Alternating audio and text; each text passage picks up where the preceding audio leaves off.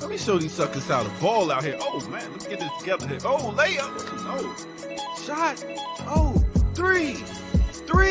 Oh, it's like Brick City out here. Mid-range. Oh, my goodness. I can't buy a bucket out here.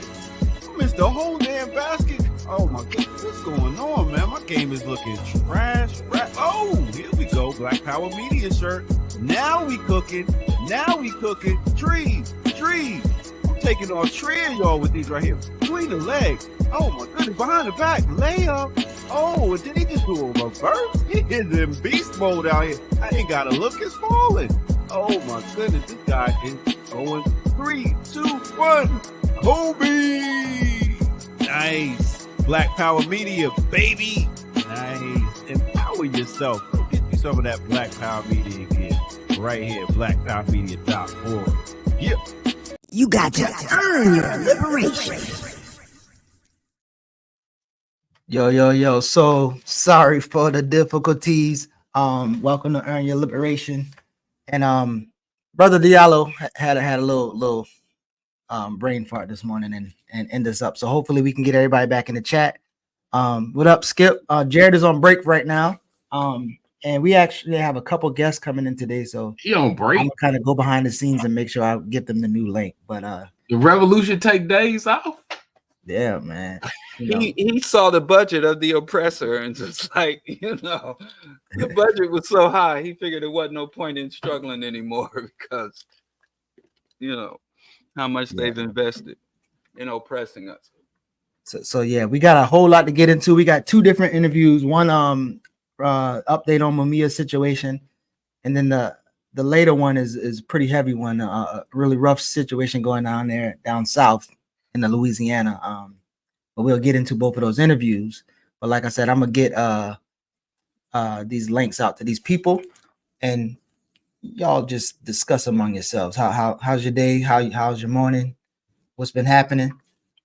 Who in the streets? Well, okay. Yeah, man. Take your time. We got it. Well, sorry about Wednesday, man. I was in the air. You got my messages? Any other Wednesday, I'm on a soccer pitch. But yeah, we wrapped up indoor. I do want to let everybody know both boys won their indoor soccer championships. So, home of champions out here. Is it necessary to specify indoor, outdoor when talking about soccer? Yes. Very different games. Why? Because of the wind?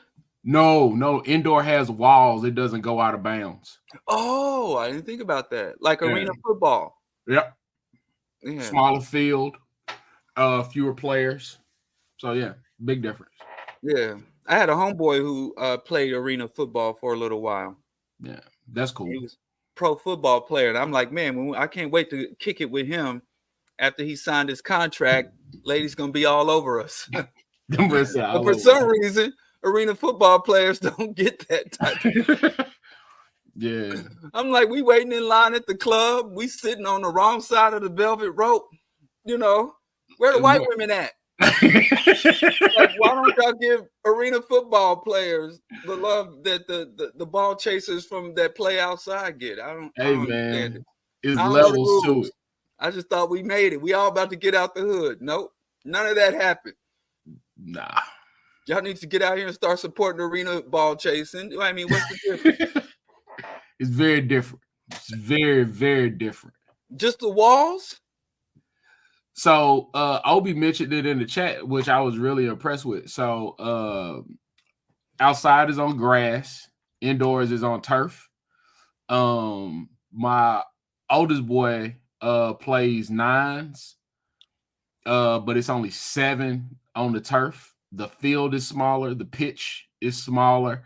It is way faster. Which is better, short attention span. Yeah, that's why he doesn't want to play anything else. But yeah, so it's way faster, a lot more aggressive. You can get pushed into the wall. It's a lot like hockey.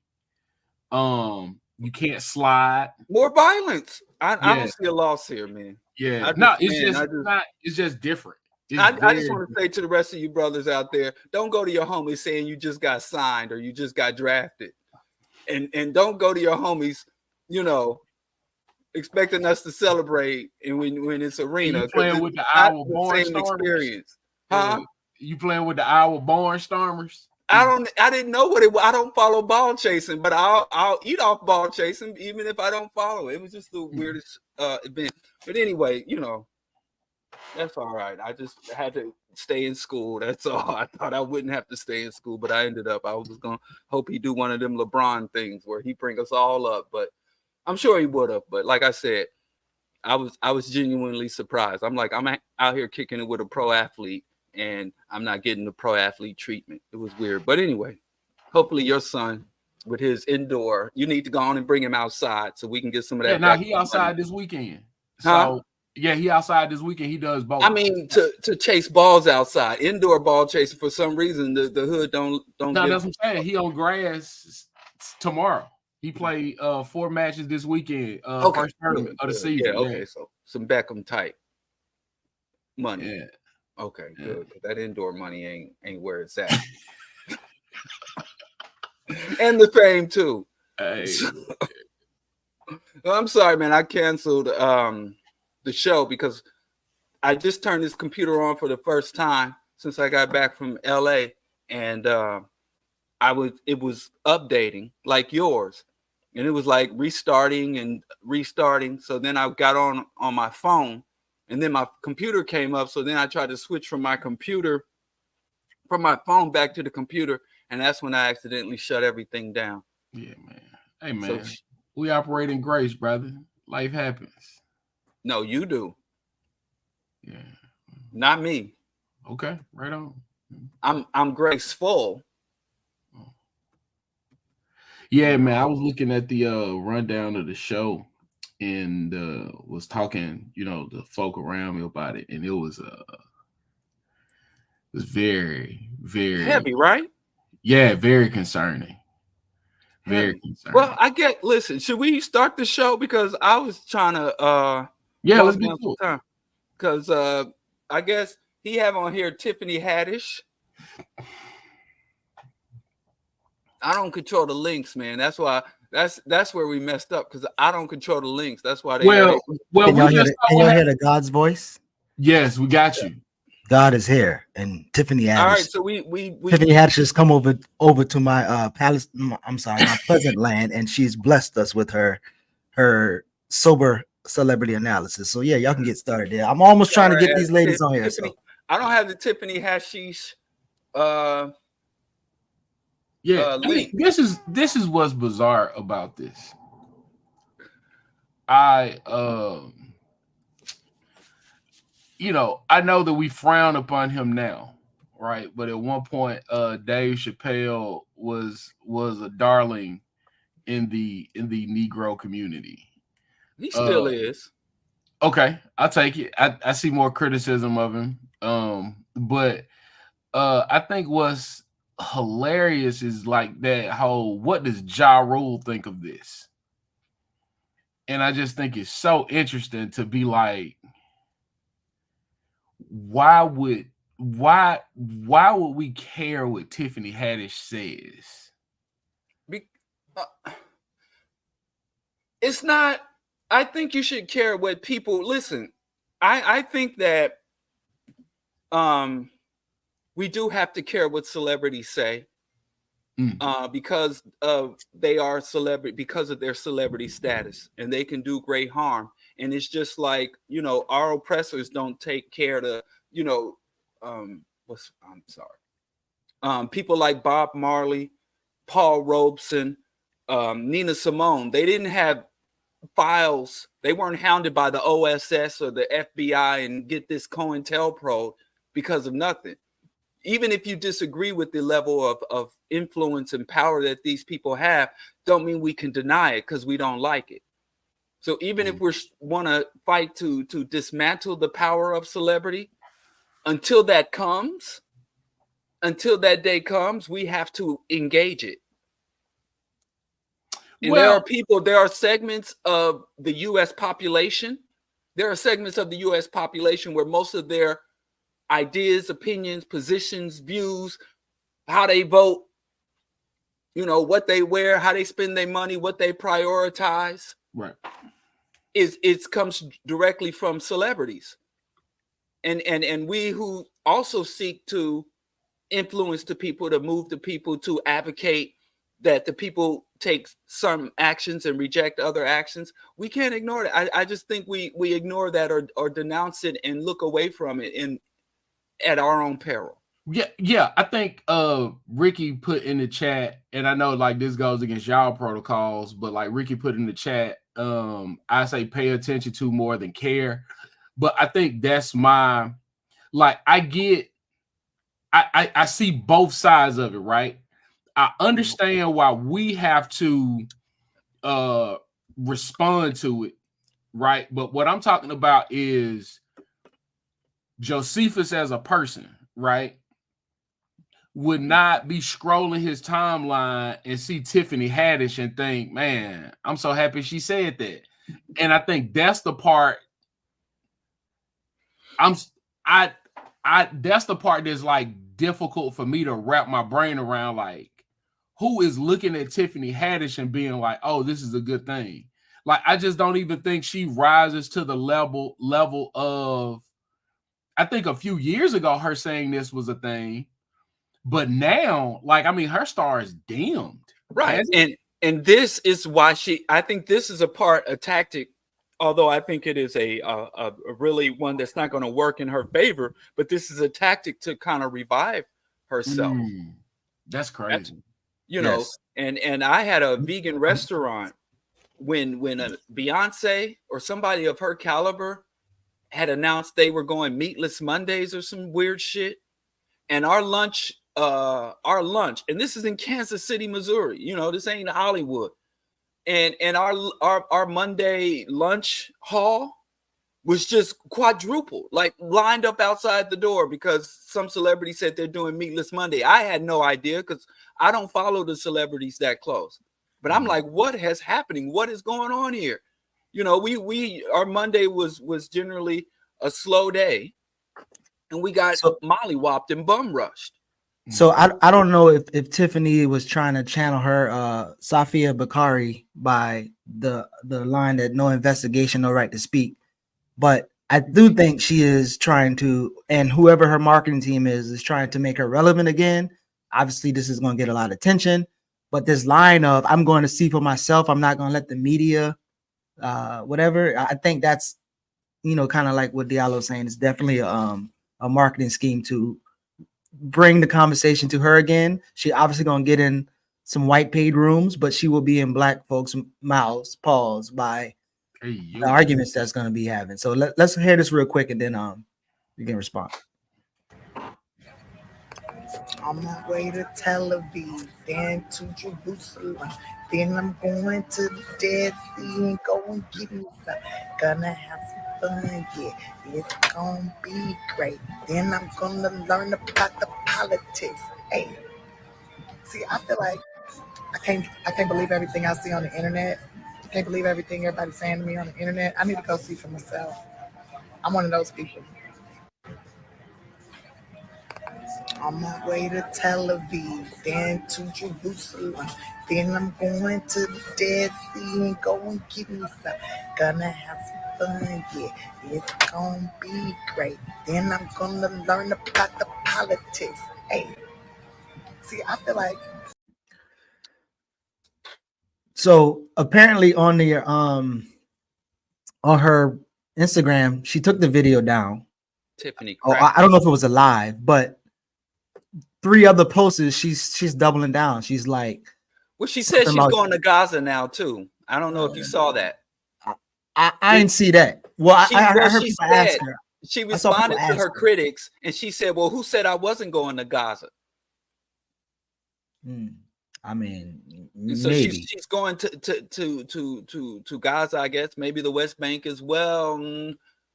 I don't know. Tiffany crackish, but can I level my criticism at the larger community? Yeah, let's do it. We're mad selective in who we call out for this complicity with genocide. because there have been mad celebrities playing footsies with Israel for decades and standing shoulder to shoulder with international war criminals and genociders. And some celebrities, there's outrage. Other times there's indifference. So, you know, it just made me think about when Whitney Houston went to Israel and Bobby Brown went to Israel and stood with a mass murderer shoulder to shoulder and talking about, oh, I'm home now. And it wasn't nothing. Ice Cube went and spoke at a right-wing Zionist event, was a headliner more recently. So it seems like if you can, the D list, C list, when they go to Israel, we want to all stand and be righteous and call for and wasn't didn't Beyonce have some partnership promotion going on with either a major Zionist or Israeli company? I mean, maybe. Man, it's just the selective outrage is a bit much. So all I'm saying, and let me just drive this point home, because y'all didn't say nothing about this. Y'all didn't say nothing about nothing. When Whitney and Bobby was with Ariel Sharon, the guy who carried out the Shabra and Shatila massacre, you know, and everybody, even now, we still love Bobby, and we still, you know, missing and weeping for Whitney. So I'm just saying, it's just selective outrage. So I'm like, keep that same energy when somebody that is still on top, still on and popping, run off to Israel. Keep that same energy. That's all I got to say. And y'all didn't go at Ice Cube like y'all going at Tiffany. That's really. I mean, Skip, your family is telling you that, you know, at least she went over there and see for herself. Y'all just pirating some old, you know, media and social media type shit, right? She went over there to travel to see the only democracy in the Middle East, and y'all wrong about the wrong things. Like, yeah, I mean, this is the thing that I think is really interesting about that. It just shows how disconnected people really are to those politics, because you definitely don't just get the politics going over there, because who you gonna talk to, right? Like you're not gonna really come in contact with, you know, especially now, and like how you gonna get into Gaza? Like that's a whole thing. So I think that's weird. I also would like to just, you know, really acknowledge, I think y'all have talked about it. I'm listening a bunch, but the way, I mean, I know that Jackie Lukman talks a lot about the way that, you know, like churches have been kind of taken and like, we're gonna support Israel and not really put not really putting that in context, but also this idea that, again, that like Tiffany Haddish is someone that we should be listening to about anything, right? That's the part that just keeps rubbing me and making me wonder, like, what in the hell is really happening here? Because, you know, like, ain't she accused of being a pedophile? Like, I mean, that looked like it got cleaned up really fast. I mean, I'm not sure. But, you know, like, it's just like, again, that is very bizarre to the person that I am myself. I personally, me. Yeah. That's just very interesting to me. I mean, I remember one of the lines that I probably use too often on from Dr. Amos Wilson about these Europeans having the ability to control the domains of discourse. So like the stuff that we argue about, they literally could start a fight, and we, you know, it's not much we can do in a sense. And so even when you think about Tiffany Haddish being forced on us, and I'm gonna play a clip in a second too about the thing with like Charlemagne, like if you keep hearing it over and over, a political analyst, and then he start getting on these big, you know, screens, it's like it's almost impossible. impossible for him not to be some level of a critical voice to, I guess, the average person who watched the show. And then him bringing on different people, because they got different ways of legitimizing these people's voice. Like, so I remember one time when, again, they had Ian Dunlap on one of his shows, who was supposed to be a master investor, and then they had Kevin Hart saying some stuff about investing, and it made it look like, you know, both of these people are legit people. And then like going against that would only be, as they say, hating, or they made it, or whatever else may be. So, I mean, I don't want to discount the fact of how powerful it is for them to get on the screen and like grab the attention of most people. Right. And that's what I'm saying.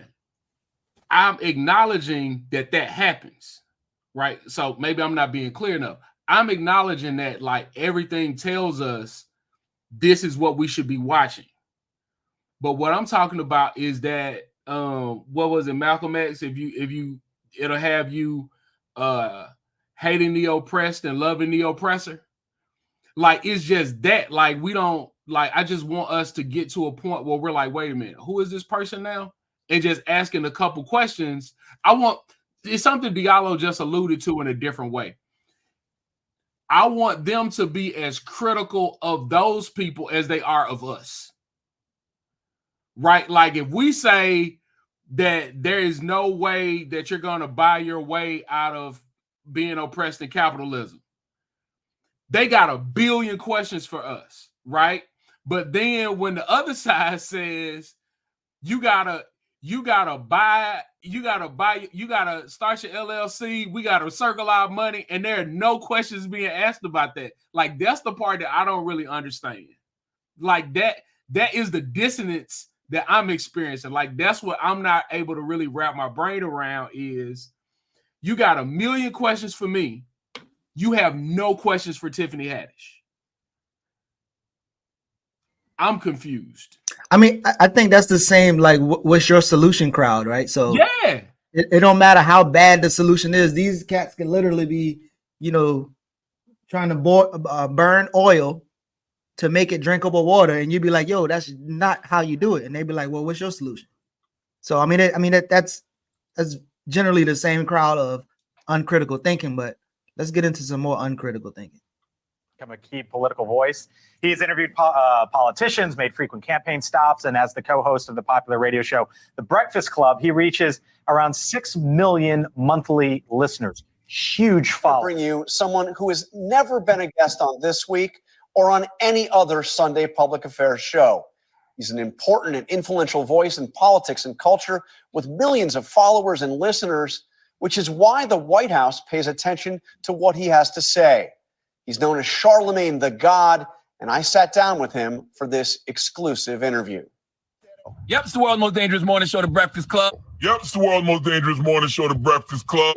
Yep, it's the world's most dangerous morning show, The Breakfast Club. I'm Charlemagne the God. His interviews with pop stars and politicians making viral moments. I saw you describe this campaign that we're headed into as a race between the cowards, the crooks, and the couch. Yeah, the crooks are the Republicans.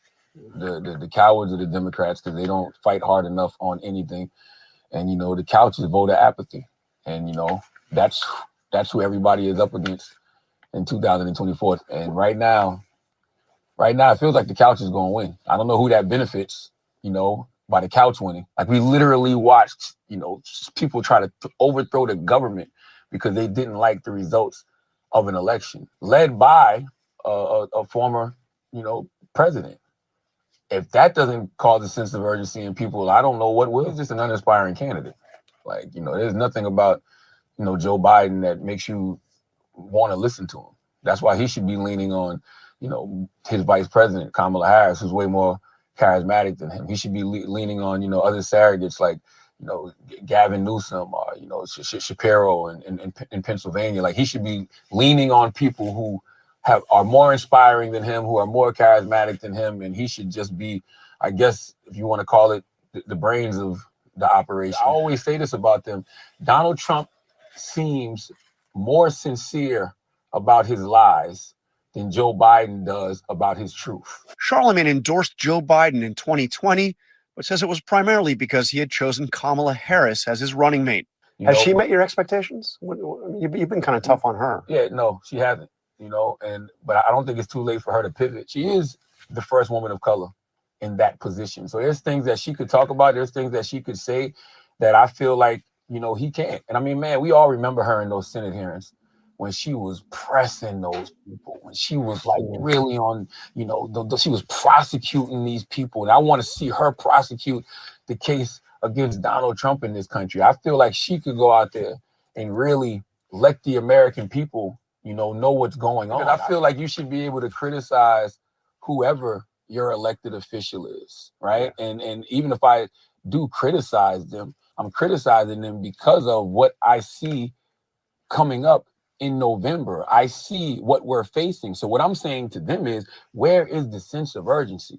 You can't keep saying that there's a threat to democracy, and democracy as we know it is going to be gone, but not act like it. And the other problem is they've always done this with every single Republican candidate. Since I've been alive, whoever the Republican presidential candidate has been, they've demonized. It doesn't matter who it is. It doesn't matter if it's John McCain. It doesn't matter if it was, Mitt Romney. It doesn't matter who it is. They will demonize the Republican candidate. And now that there's an actual legitimate threat right there in our faces, they're like the party who cried wolf. Nobody believes them. You've got a very powerful voice. You've got, incredibly influential show. You've got an audience that Democrats especially crave. And obviously Nikki Haley coming on, Republicans as well. Are you going to be using that voice to try to affect this election? I'm going to tell people exactly what I'm seeing. I'm not going to endorse anybody, but I'm going to tell you exactly what I'm seeing. And what I'm seeing is, democracy really on the brink, right? Like this is I would tell my listeners exactly what I'm about to say right now. For years, they've told us that, these people are threats to democracy. This person is absolutely a threat to democracy. That sounds like an endorsement. I mean, it sounds like you're saying endorse not Donald Trump, which, as you've said, it's going to be Biden. Yeah. Well, I don't think that's an endorsement. I'm just simply telling people what is going on out there. Because I'm gonna speak the truth about Democrats too. Because I feel like if you lie to people about Democrats, they won't believe you when you tell them the truth about Republicans. So if I lie to people about what I see with Joe Biden, they're not going to believe me when I tell them the truth about what I see with Donald Trump. So all you got to do at this point, and I hate to say this, but why do we keep having to say this? Pick your poison. One poison might send you to the hospital for a couple of days. Yeah. The other one's going to absolutely kill you. We have let another people's spirit take possession of our bodies and take possession of our minds. When we speak, it is not with our African voice. It is with the voice of that demonic presence that uses our lips to speak its own language. So Diallo, I get it. This why even take these people seriously, right? But again, the other day I was having this conversation, and I'm always having conversations with artists, people who are very talented in one way or another. Today, I don't think, and they agree, that you should have to be talented to be famous, right? So I don't know if Charlemagne is talented in any type of way. I mean, I don't know, but how he gets famous and how other people get famous, even a Tiffany Haddish, I think somebody said she got famous because she took a picture with Beyonce and then whatever. But once the state or corporations or oligarchs have a hold to them and they use them as this puppet, right? Where they literally land the same plane with white people. Like you said, it's important to kind of like engage her. You don't have to take her seriously, but engage her because of her propaganda. Like what is a way to counter her though? Like seriously countering her? Well, first of all, engaging her is not, I mean, we don't have to engage her. We have to engage the larger community. This is the struggle for, Dr. Bobby right now said, right now, the struggle is for the Black mind. The struggle has always really been for, I mean, even when white folks who got nukes and super tankers and this, they talk about the hearts and minds. And even when they go in with their genocidal, ecocidal, omnicidal war machine, they still say we got to fight for the hearts and minds of people. Even in Israel is pumping out this propaganda to win over the hearts and minds. When they have the nukes, they have all the bombs, they have all the territory, and they still, so the hearts and minds campaign, even by the people with the nukes and the money, the printing press, who have the full control over the apparatus of the state and the means of production, still are very acutely aware of the necessity of securing the hearts and minds of the people. So it's not necessarily that we're trying to stop or battle or defeat Tiffany Haddish. We are struggling for the hearts and minds. So there are individuals that can be dismissed. There are people who are rising to power. There are people who are waning in influence and rising, but it's all in the struggle. So the ideological, the social, and even the cultural struggle is something that we should engage, not necessarily to stop Tiffany Haddish or anything, but to continue to sustain those who are already aware, to give them the validation and show them that they're not alone anywhere in the world. There are common, conscious, intelligent, engaged Africans who fall on the right side and have radical agendas and radical analysis, critical thinking, to validate them, and then to help to give an opportunity for people who are caught up in the lost in the sauce, so that they can maybe hear that voice crying out and help them in their cultivation, in their ideological and intellectual cultivation. But it is a fight. And I think it's really sad that many people demean, dismiss, or even call the intellectual, the cultural, the ideological work not real work. So who cares what actions you're putting down if you're not changing people's ideology? If you're not transforming how people not only engage in reality but interpret reality. So I think that it's not that we're going against Tiffany Haddish. We're going against the ideology that she's promoting, the value system that she represents, what she's trying to sell to our community as aspirational. You know, she got famous because of the grapefruiting, by the way, not because of her picture. It's because of the Girls Trip movie. It's her breakout moment. You're muted. Wow, you went off when I said I'm sorry. She got on a Girls Trip movie because of Beyonce, I thought. Because the Girls Trip, you're more deeper in that stuff than I am. I'm just saying you're just not gonna I'm just saying when I first heard of her, maybe you. Yeah, but you're not just gonna get on a Girls Trip movie like that without having some. I thought that was from Kevin Hart, but I don't know. Okay, I could be wrong. I'm telling you, my first consciousness, I was first made aware of her through grapefruiting.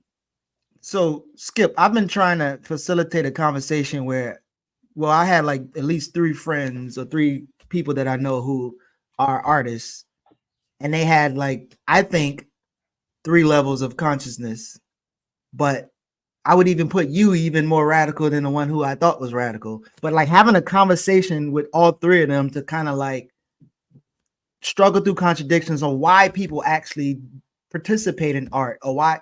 Again, I obviously know people are talented and they want to express it, but when you think about your role as an artist and maybe even talking to other people's role as an artist, like how you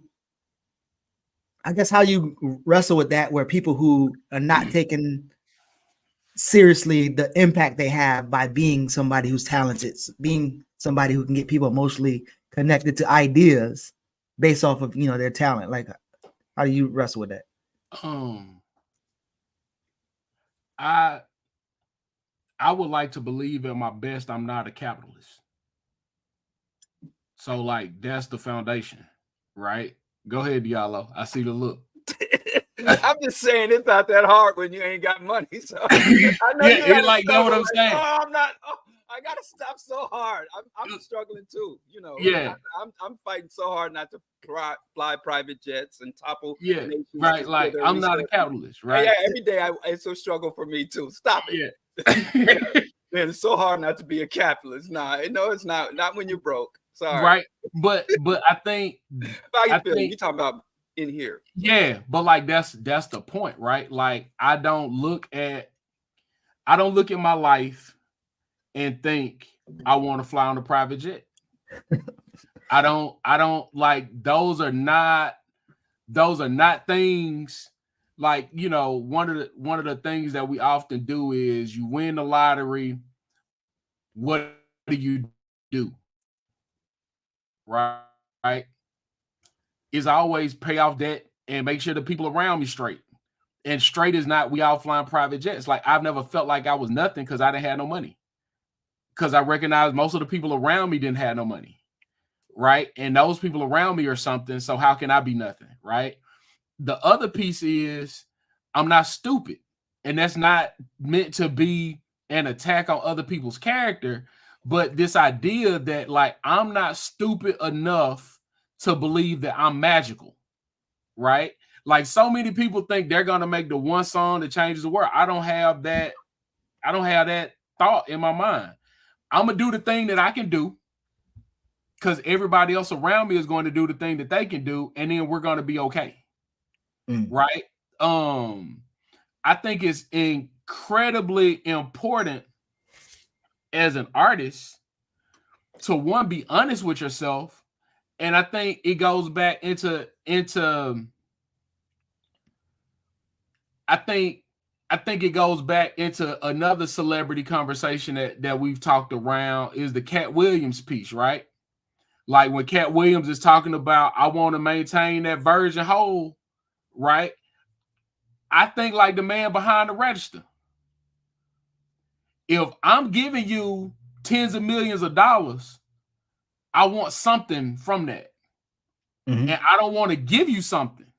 So I don't want your tens of millions of dollars because you're not giving it to me for me to have. Right? So it is all of these things that when you just keep stacking them up against each other, like you don't make one bad decision. You make so many small decisions that get you off your path that when you look back, you never know where you are. So for me, just me, when I realized being a good rapper wasn't enough, I completely checked out. Like, and not completely checked out like sour grapes. I just recognized, oh, there's a thing that'll let you in if you do a thing. Well, I'm not willing to do that thing, so I'm not mad that I don't get to go in. And I think that is the disconnect that so many people have, right? Like they want all the benefits of being a capitalist without none of the responsibility. And it don't work that way. Right? You want access to the jet. You want a light-skinned woman with long hair. You want all of these things that don't align with being righteous. Like my heroes, like you know, and I don't want to get too deep into it, but when old boy be like, my heroes been in handcuffs. Well, my heroes did wear gold chains, right? My heroes did wear Air Max ones. My heroes did wear Jordans, but my heroes wasn't rubbing shoulders with white folks like that. My heroes were not. My heroes were on the outside. So if my heroes were on the outside, I think being on the outside is the place to be. I don't think being inside is the goal if we want to be, if I wanted to be like my heroes. Right? Like the people that I looked up to were working class men and women that took care of their families, that contributed to society. I didn't know a single millionaire growing up. So I don't look at millionaires as something to emulate. I look at people that go to work and contribute to their communities. Like that. It's crazy to me, the person that I am myself. Right? Like, I've seen it from a whole lot of folks. Right? Like I've seen a whole lot of people look real shaky in the light, and I just recognize, oh, okay, well, you know. So before we transition to the next conversation, let's get into some of the segment chats. So starting with Mr. Walker, Bobby and Whitney went out there with the Hebrew Israelites. That's a far cry from going out there rubbing shoulders with the Zionists. Brother Diallo needs to walk that one back. Can I say that there's this mythology that Black Jews are not also Zionist? That the Black Hebrew, and I've interviewed some repatriate, or members of the Black Hebrew cult who resided in Israel for several years, and they only left Israel when their children got old enough for the mandatory draft, and they didn't want their children in the IDF. But there are Black people who see Palestine as the promised land, and also go there. They don't go there to fight against Zionism. They go there as sometimes supporters of the Zionist project, and other time just tools. And if you go into some of the Black Hebrew cults restaurants, you will see pictures of their leadership with Prime Minister of Israel, either former or current, and they celebrate the fact that they are legitimized and embraced by Israel, even though Israel turns on them and kicks them off, and basically treats them the same way. I had an employee, one of who worked for me, young lady, waitress, whose family joined the Hebrew cult, and she moved back there. They spent their entire life savings to go over there, and they were fully. And I know people to this day, not necessarily friends, but associates, who been there for decades, and they are not there fighting against the Zionist project. They are there embracing the Zionist project.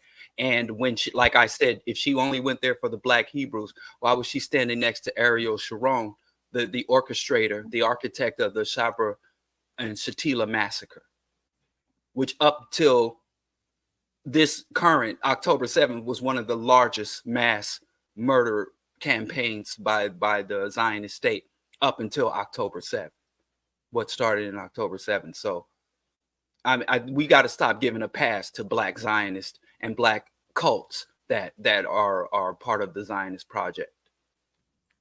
Okay. We have high production values can also confer authority or seriousness. I guess the ability to use technology in a more effective way or more creatively will also mean that these people are more legitimate. Would y'all agree with that or push back on that? But that's the point. Like, I think what Jared talks about, how we are like victims of propaganda in a way that we don't really recognize. Like, that's where I think the conversation is, right? Like, Monique talked about it in the last little thing that she was getting her minutes from, when she was like, everybody was more excited about winning a Grammy or whatever and not an NAACP Image Award. Once Black people reach a certain level, right, they stop doing Black press, right? All I'm saying is we consistently look at our enemy and anything that they do as access and valid. And all I'm saying is when do we stop doing that? But can I say this? Because you didn't, I thought I heard you say it, but if you didn't, forgive me. But we're not the most in terms of this celebrity obsession and this celebrity being able to herd the masses like cattle. White people suffer from this much more than Black people do. White folks have sent, majority have sent one actor and one reality TV star to the White House. Ronald Reagan was a B-movie actor, a spaghetti Western actor who had no formal political. He became governor of California, the most populous state I mean, and largest economy in the U.S. He became governor and then one of the most popular presidents of all white America, and then Donald Trump. So I just don't want to be in this position where black people are uniquely pathological. White folks endure more intense propaganda than African people, and tend to be under the grip of propaganda and delusions much greater than black people. But we seem to not see it because we've been oriented to think that if you have money, then you are successful. And if you're successful, then you're smart. We don't grasp that if you have money under this system, you are brutal, you are deceptive, you are parasitic. We still attribute good qualities to people who have a lot of shit, when it's just the opposite in this system, and that still hasn't reached us. So no, white folks, where did we learn this shit from? This fucking falling in behind celebrities and shitty people. Where did we learn it from? They taught it to us. They are the originators, the masters of it. So we are basically literally a pale imitation, pun intended, of white folks. We mimicking them when we do this shit. We're not departing from them. Just want to emphasize that. Until we send a reality TV star and a movie star to the White House, or at least a black reality TV star and a black movie star runs in a primary and gets the majority of the black vote, you can't tell me that black people are more caught up in this celebrity bullshit than white folks, the white majority. It's just we don't know. Conway Twitty or whoever, we don't tend to know who they celebrities are. But I'm telling you, these white folks is more indoctrinated in that arena than we are. I mean, maybe even our famous intellectuals can't even make it to the president house. So Cornel West is not running how. I mean, he's not getting majority of black, but he's a scholar. Granted, he's not a. I mean, he was in the Matrix movies. He's a public intellectual. He is a scholar. I mean, I got a couple of his books on my shelf. No, but I'm saying he's a famous. He's also a famous scholar. So like he's made it into arenas to where he's like fairly celebrated in our spaces. But to the extent black people support him, it ain't because he was in the Matrix. I don't know any black people like, yeah, I love Cornel West because of. Well, I think he probably got in the Matrix because he was on TV already. I mean, I don't know about that. I think because we knew who he was because he was on TV already. Yeah. I think he got in. Well, everybody want to forget about how they used him and Skip Gates, no relation, against Dr. Clark and Professor Mackey and Dr. Ben and all them back in the day. But that's a whole nother discussion. Y'all forgive and forget. Y'all forgive Whitney. Y'all forgive Cornell. Let's just move on. All right. So Dr. Kamal Cambone, rest in peace, offered a solution, but y'all called him crazy. I mean, did both of y'all see that when he was at the Million Man farce? Oh well, and he was at the Congress little meeting. He kind of went off before he left Africa. But you highlighted this, I think, Diallo. What do you think about? I highlighted. I agree, but there's two parts to that. There's offering a solution and implementing a solution. So as our scholars, as our philosophers, as our elders offer us solutions, we still have to work to implement them. A solution isn't simply as simple as articulating, which I think is very important. Probably the most important phase is articulating the solution, but the implementation phase is where we tend to fall short because there's a shit ton of solutions on everybody's bookshelf. Yeah, them solutions talk sometimes get annoying, but maybe Skip, you got anything on that? So I'm ready to spend every dime I have to escape, though I don't think it's enough. Escape where? The US or what they trying to? There is no escape. There is no sanctuary on this planet. Even if you make it to the moon, they didn't already drop trash on the moon. And they on their way. They've been to Mars too. I think the concept of escape needs to exit our vocabulary as people who seek solutions or reject solutions, depending on your. But there is no escape. you know, and reach out to people. They're very accessible who've repatriated to Africa, or are scholars who go there and do research. Dr. Marimba Ani gave a really good particular talk about how the continent of Africa is not an escape or a sanctuary from U.S. imperialism and racism and oppression. So what you have to do, if you do have resources and you're willing to put them up, is put yourself in a good vantage point. Put yourself in an advantageous physical or psycho-emotional state to engage the struggle. We need to be thinking how to engage the struggle, not how to escape the hardship or escape the struggle. I just don't like the concept of escape because it's just not viable. There's literally nowhere you can go to escape the ravages. I mean, nuclear fallout does not recognize borders. Neither do multinational corporations, or pollutions, or microplastics, or dioxin. And, you know, where you going to go? To polar ice caps. If you go to the polar ice caps, they're going to float you right back down to North America because the goddamn ice shelf has detached and is on the move. Which part escaping on a budget. You know, huh? I said escaping on a budget. Trying to get out of here on a budget. Yeah. I mean, you just got to fight now. I mean, ain't no. We getting too deep. He just talking about, you know, his 5 days a year. Sorry, bro. He trying to go. Mike, I recommend. You know, it's beautiful. He trying to go on a vacation, and you discourage them from a vacation. I'm just trying to find somewhere to do on his day off. You know. Somewhere to soak his feet, and here we talking all this deep shit. Sorry, yeah. Tafari, shout out to Tafari. Common Notions has a book out called Graphic Liberation. You ever heard of that, Skip? I know Tafari. So Tafari got all the books. Tafari is the book guy. So yeah, like if you say I'm gonna like it, I wrote it down. So we're gonna check it after we get out of here.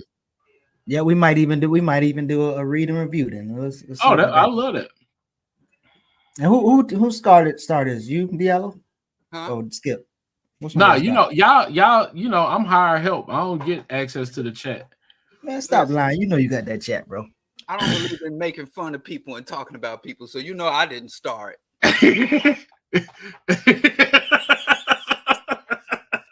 Hey, y'all see him responding to your he responded to your Cully call. In a tweet, he said something about him being Cuddles or whatever. So yeah, Cuddly Mike. What you doing, man? You getting in that man's head. But who started he's this? taking that bullying training. When somebody try to call you a name, you embrace it. He's taking anti-bullying support group, some shit. So, you know, good anti-bullying tactic, Cuddly. Now we got to come up with a new name. Cully Mike is all right. So listen, speaking of Cully Mike, there was a multiple times that he's been on Revolt. And I've been seeing a bunch of Revolt stuff lately. And there's this new like AI type videos, and they got a bunch of AI videos, and it's like this conversation around Imagine. Now, Jared would have loved this because one of the imagining is like coming together and uniting on something, right? To settle any issues we have. So one of the first issues we have is spades. Most people play high joker, low joker, deuce of diamond, deuce of spades. Nobody does that, bro. What you talking about? Everybody do that. And we just settled it with Revolt TV. So see, you outside of the again. That's because that's on the East Coast. How you playing the game and black ain't higher than red and you black? That's a good point. At my house, when we play chess, black go first. Well, what if the red is high yellow, light skin? See, don't be colorist. So they settled this, right? They mad crazy when Jared ain't here to represent his conglomerate. He's just getting all that out. Next Friday, not gonna. No, but I want y'all to look at these. These are a bunch of imagine statements, right? And all of it kind of centered around black business. Like, what if we start actually, I want to go back to that one because it said, what if we start a spades tournament, and then they start talking about being sponsored, right? So let's start a spades tournament and see if we can get some white dollars to fund our idea of a spades tournament. But like Revolt is pushing this idea that black people their imagination is jacked up, and we had better imagination. Again, Skip, you're an artist, and they say artists doing their best to create within the framework that they can create, and they can't say radical stuff and it be appealing. But again, Revolt is asking people to use their imagination. Is it that Black people just don't have imagination and we can't, see ourselves out of some of these situations or create solutions? What y'all think? I wrote a whole essay on how the greatest thing we lost was not our land, our resources, our native language. Or the greatest thing we lost in the Ma'afa was our imagination. And it's weird that someone's talking about imagination when their limit and the apex or the top goal is to how to secure sponsorship. So how you talking imaginative ways to get sponsorship? So the whole infrastructure is still in place. So that's not imagination. That's pretty much status quo. So even when we talk about loss of imagination, it's unimaginative. These dudes repeatedly just want to be accepted and recipients of white dollars. And if that's what their goal is, I can disagree with that goal. I can be very critical of that goal. But basically what you're saying is if white people don't want to pay me for my idea, it's not creative enough. No, thank you. I mean, but again, I think the question still remains is what is the goal of arts and entertainment in our struggle, and especially in a space where there's still being argued that entrepreneurship is need to be taught, and that was what we was missing in school. Like now they teach entrepreneurship, we're gonna move to this another level. So essentially, what is the role of art and entertainment in this struggle? Chinua Achebe talked about all Black art being resistance. Now, I don't know if I can agree with all, especially now with the way that it's being commodified and being treated as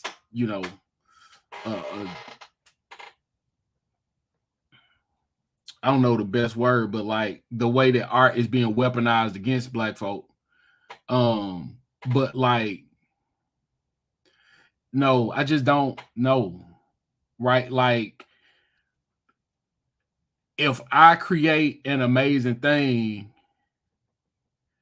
if it doesn't monetize well for the dominant existence, it doesn't get access to the dominant existence channels. It just don't work like that. So to think that art is not a tool of whatever, to think that art, okay, this is what I think. To think that art is not a tool is dangerous. And art can be a tool of resistance, and art can be used to reinforce empire. And if you choosing to reinforce empire with your art, it's still art, but it's a weapon. And if you are fighting against empire with your art, it's still a weapon. So what is the goal of the artist who's creating the work? And too often, if you are not directly intending and intentional about resisting empire, your art will become a tool for empire. Diallo, what your art do? Aren't you an artist too? No. Do you have some artistic skills? Never. You said never. I used to do theater. Oh, okay. But I never claimed to be an artist. But there's kind of this instinctive thing, because we have to think about art under capitalism, where everything is commodified. So you can't just, well, you have to look at, or as The Art of Misknowing, where his name escapes me right now. But in The Art of Misknowing, he says, until you understand, he says white supremacy, but we understand that's a misnomer. But he said, until you understand white supremacy, everything you think you understand will only confuse you. So thinking about anything outside of the context of white hegemony and capitalism, we can't really grasp what it means or what it is. Fuller? Huh? That's Neely Fuller's statement? It wasn't Neely Fuller. It was shit. His name escapes me. It sound like Neely Fuller talking about racism. Yeah, but he kind of expanded on it. Everybody came out of Neely Fuller, but his name, I'm not even going to try to remember it. It really hurts me that I can't recall his name right now. But he called it the law of misknowing. And but anyway, there's kind of this where we have to understand at this juncture, anytime you put a price tag on something, you devalue it. And I know that seems counterintuitive. But the moment you put a price tag on something, you devalue it. So a lot of artists, for the sake of survival or because of their desire to have a private jet, they don't really engage their creativity. They're trying to create commodities and not art. They're trying to, how you structure a song in tempo so that it's radio friendly. How do you create art so that, Jay-Z and Beyonce will produce a show based around your art, or the Gap will print your shit on something. So even if you didn't create it with that intent, in order for it to survive and endure and thrive, it has to do that. So we're really looking at artist versus propagandist. Because when you go in to create with that intent, if I sit down and write a poem or create something, and now they're giving, because poetry got mad shitty. I was, I met my wife at a poetry recital, and I was very much in the early 90s, but then they came out with Def Poetry Jam, and capitalism got wind of it. And we started having celebrity poets, and poets started showing up on TV shows and shit. And then that movie Love Jones, and just blew that shit up. Capitalism got a whiff of it. And then people started sitting down trying not to really articulate or express anything, but trying to get the next hot shit or become the next hot person. So commodification is what it doesn't just destroy ecosystems. It destroys our psyche. It destroys us psychically. And it destroys art, the very concept or origins of art. So the real artist should be not just creating art, but struggling to decommodify art. And a true artist in this generation has to be anti-capitalist, anti-white hegemony to really be defined, from my point of view, as a true artist. Other than that, you're just a commodity yourself, a commodity producing commodity. Right. So so we did have a interview scheduled at 8:15.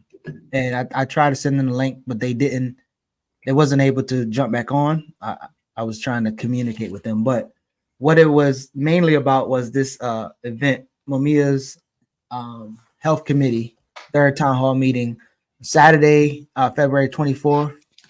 Program is from 6 p.m. to 9:30 p.m. And you can go see on my Instagram the flyer, and please share that and tune in as if you can.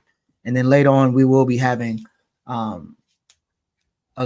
crew from Louisiana reporting on the story that's developing, but it's been going on since November, of a 11-year-old arrested for murder.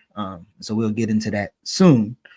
But there are some other things that's going on in the South.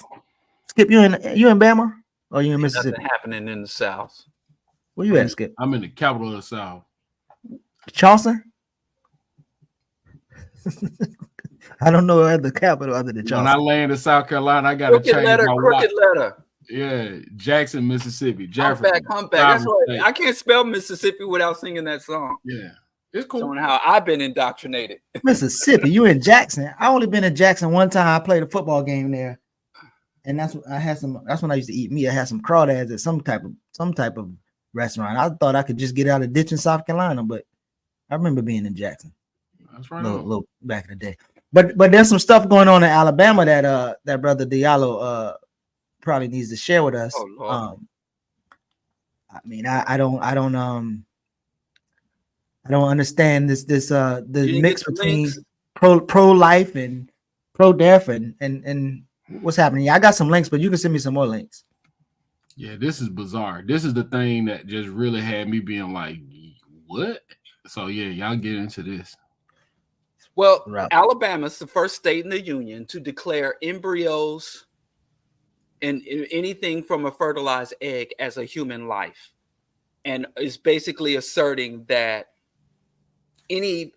from the point of fertilization, which is what the religious right has been pushing for. I don't even like saying the religious right, because they are religious and they are right, because the religious left are some. Anyway, the religious right, let me speak the language. The religious right has been basically trying to say life begins at conception, because they have this absurdist notion that God creates life, and God in every life, this absurd fallacy that every person has a soul, and that soul enters the body at conception, even though the Bible, nor the Quran, or the Torah, or none of these male chauvinist murder cult guidebooks, none of them articulate that, and all of them either say nothing about abortion or encourage or support abortion. But that's another thing.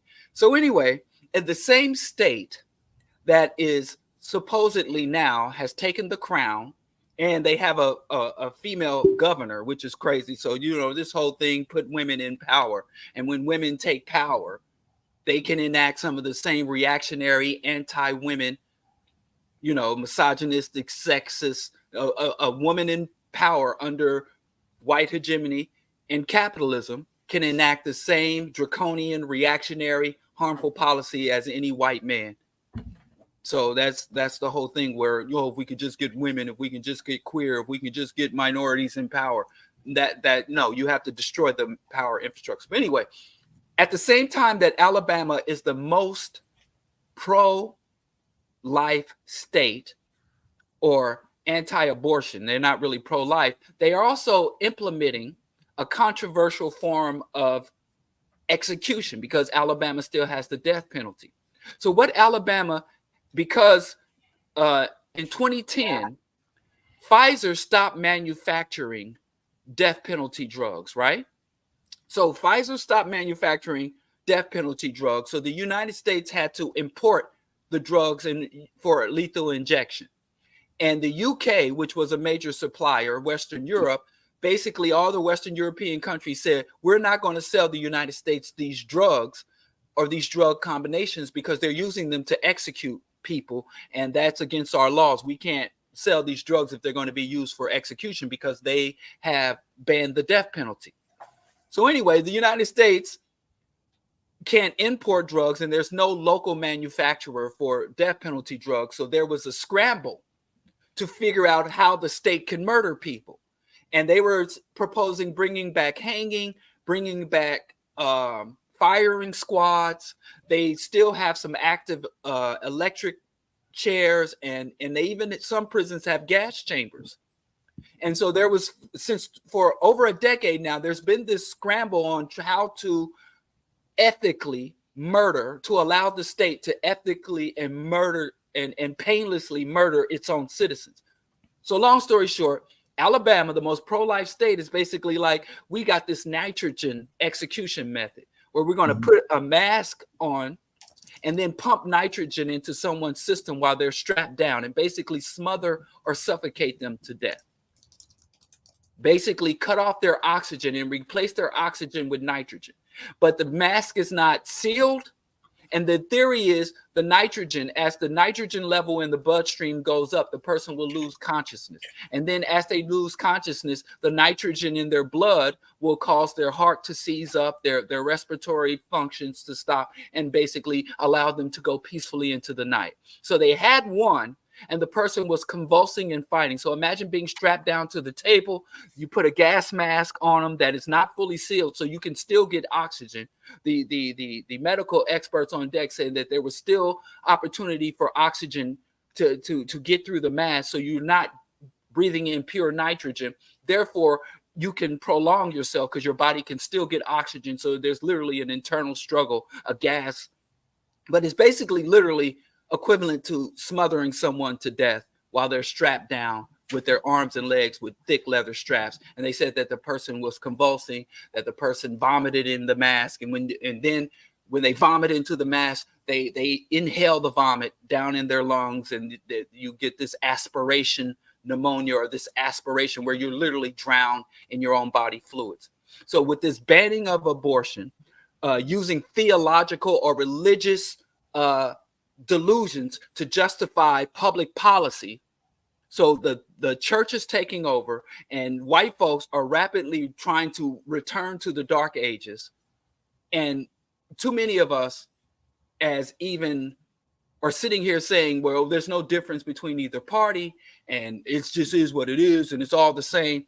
It's really concerning. And one more thing, where I hear a lot of Black people, when they see something in the media they don't like, or see some heinous crimes, they quick to be like, yeah, they just lock them under the jail, straight to the execution, execute them. So there's a lot of pro-death penalty Black people, you know, and I think we need to discuss that within our community, and even within our struggle, that so many of our people are very casual about this death penalty issue. So that's what I want to say, where in this system, you can be pro-life and have some of the most heinous means of killing people, murdering people in the same state.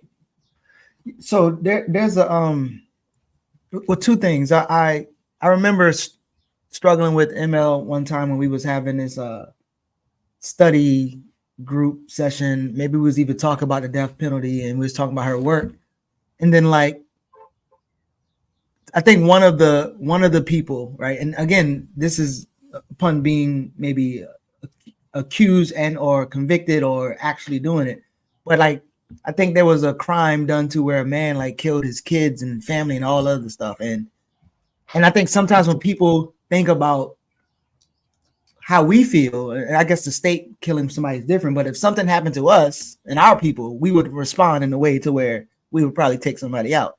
And so I always wonder how people, like, I guess, struggle around when is it okay to get somebody out of here because they're a detriment to society, but then allowing the state to do that, which means the state can do that at any cause. So, for instance, had the state done that to like Mumia, you know, and I think her argument was like, she don't want, no matter if the person is guilty or they deserve to die or they're not, like, she don't want it at all, because once you say you can do it for the really, really bad person, that means the innocent people or the people who haven't committed some of these crimes, they will get murdered as well. So I don't know if y'all ever had like arguments or debates around the death penalty.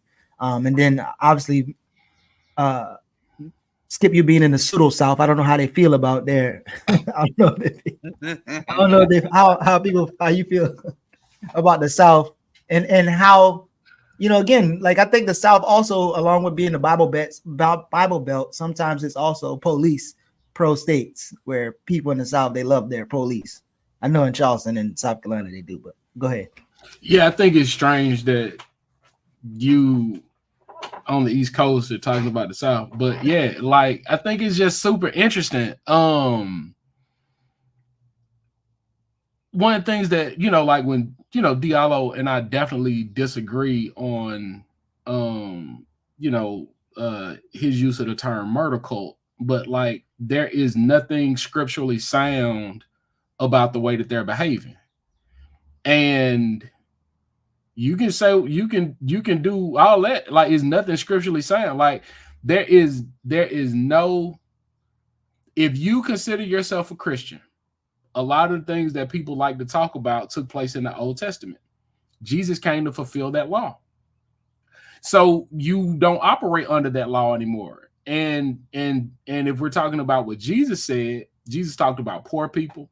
He talked about being a good person. He talked about standing against the state and doing things that are right. It is people using whatever they have to do the thing that they wanted to do any damn way, right? And I think that's the part that is so confusing for me. Because as I've grown, you know, in company like y'all, doing my own work and reading, being pushed by people, I find myself being far less forgiving of the death penalty, and probably, you know, if I had to pick one, I would definitely say that I'm against the death penalty. But I also just don't understand this obsession with birth and how we really allow people to say that they're pro-life when, you know, like, we've all heard the statement, you're not pro-life, you're pro-birth, right? When programs that are entitled to give people life are consistently cut in these same places, right? Like, so I think the contradiction between being pro-life and the death penalty, I mean, honestly, you know, it takes leaps in logic, but I can kind of reconcile that. But what I don't really understand is pro-life, but the mama can die giving childbirth. Like, I don't quite understand that part. Like, I can put my teaching and my upbringing and all of those things, I can put all of that in one particular bucket and say, okay, I understand these people did very awful things and they should be killed, right? Like, I can put that in that bucket and say, okay to that, right? I don't understand how you don't want to fund schools, you don't want to fund daycare, you don't want to fund access to food, you like all of those things. I just don't quite understand that. And that's the part that really confuses me the most, is how, you know, absolutely nonsensical it is. Like, I can't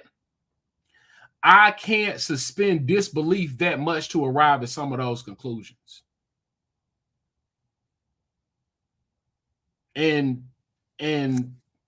this idea that we just,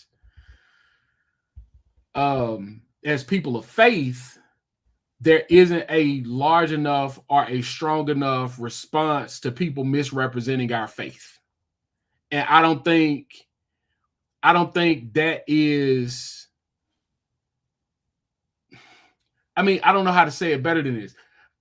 I assume, Geechee, you, because of the community that you come from, you have some connection to a higher power. I would assume that about you.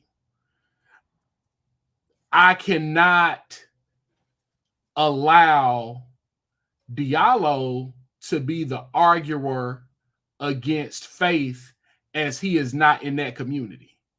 He can say it on his platform and in his spaces, but people that say that they believe the things that I believe have to do a better job of standing up against this and making sure that we know it's not scripturally sound. Mm-hmm. And you know, like, even going as far back is recognizing that, you know, evangelicals came into politics. They were dragged into politics by the right, you know, essentially, because they were constantly losing, right? And allowed, hey, we're going to help you with this particular thing, and you're going to vote for us no matter what else we do. And I don't quite understand. I don't quite understand that. I don't quite understand it. So Diallo,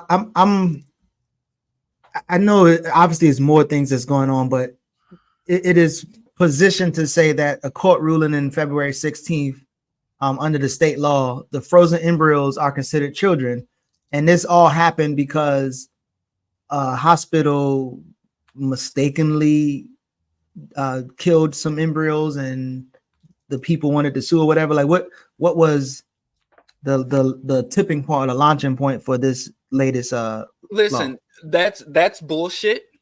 The bottom line is that the religious right seeks to define life at fertilization. So it's not, oh, there was this clerical error, or several embryos were in a refrigerator that failed and they're no longer viable, or the lack of viability. They'll lob onto anything to advance their unpopular policies. So they'll claim the real bottom line is they want to take reproductive rights away from women, because women are defined as property within the Christian and Jewish faith and tradition and practices. So a woman's reproduction, a women, according to God, Jesus, Moses, are living, walking incubators. And their sole purpose of creation is to bring forth life. So we can start debating, and when you get with these fucking fascists, where you're talking to a fascist, and he's like, well, what are we going to do about crime? He doesn't give a fuck about crime. These fucking white people, for since the 80s, since before the Reagan era, going back to the 50s and 60s, crime, law and order, crime, law and order. And these same motherfuckers from the same party are about to elect a man who has 91 felony indictments. So we can't ever fall into say, well, the right wing is concerned about crime. So if we can bring crime down, maybe they'll stop being the scumbag racists. Or the evangelicals are worried about the preservation and the proper custody of embryos. And if we could somehow work that policy out, they'll give women back their reproductive rights and control of their bodies. So no, this has been their stated agenda going back since Roe v. Wade, since 1973, since women gained the right to abortion. They say we will want it on a national level. Remember, they said it was states' rights, and now the prominent presidential candidates are talking about a federal law. So no, it's got nothing to do with that. Women are defined in their worldview, their philosophy, their value system, their religion. Women are defined as property and incubators. And it is a violation of the rights of men for a woman to take a man's seed and not allow it to come to fruition. That's what it's all about. That is their worldview. That is their value system. And there is no amount of reforms. There are no level of policies or oversight or responsibility that's going to stop that. And if we start to negotiate with them in good faith, they will play along, say, oh, yeah, we just want oversight. Oh, we just want prenatal care. Oh, we want the father's rights, and we just want the fathers to be consulted. No, ultimately, they want women to be incubators, as they were defined to be, since they were pulled from the man's rib. How dare you take my divine seed and not carry it through, even at risk of your life? That's the bottom line, and that's who we're dealing with, and it's nothing else that we should entertain or listen to from these motherfuckers. Not even the rep Leela Rose from the founder of Live Action says each person from the tiniest embryo to the elder nearing the end of his life has incalculable value that deserves and is guaranteed legal protection. Skip said that's not reflected in any of their other policies. That's not reflected in any of their economic, any of their social welfare, any of their military. That point of view is not reflected in any of their other policy, just like Skip said. So you ain't no such thing as halfway crooks. You either for life or you ain't. The end. Like, if every life is incalculable, like if every life is valuable, why are you looking at my zip code and not funding it? Like, why does my zip code look so different from yours? If that's what you believe, I just want you to do that. But what we want to do is we want to keep weaponizing this is how we end up so far to the right. This goes back to that art conversation when I was like, you just make so many bad, small choices. When you start having these conversations with these fools, you keep trying to give a little ground, and all they're going to do is take ground. So I'm not going to go back and forth with you on this. If you don't support everything on my list, you don't support anything on my list, we can't agree. And I got to do something to you. And then Like one there more, is, go ahead. Sorry. No, Go one ahead, more y'all. thing I'd like to throw up in the evangelicals' face. The number one abortion provider in the world is God, because almost 25% of all pregnancies end in spontaneous abortion, meaning where the mother had every intent to carry the child to term. But through, because we are not created in his likeness, but we are evolved primates, there's a lot of things that can go wrong in that very, very delicate process of procreation. And so, how do they explain God allowing for so many natural spontaneous abortions, or miscarriages, as we like to call them? But miscarriage is literally defined as a spontaneous abortion. And God's will, thine will be done. 25%. And as a man who has 2 children, who I love more than anything, right? They not watching. You ain't got to go into all that. Hey, they know how I get in. They not watching. They too young. They know how I you get ain't in. got to put on a show. Look, I tell my kids so much I love them. Now their response is, I know. But it is not. Can't raise alphas that way, but go on.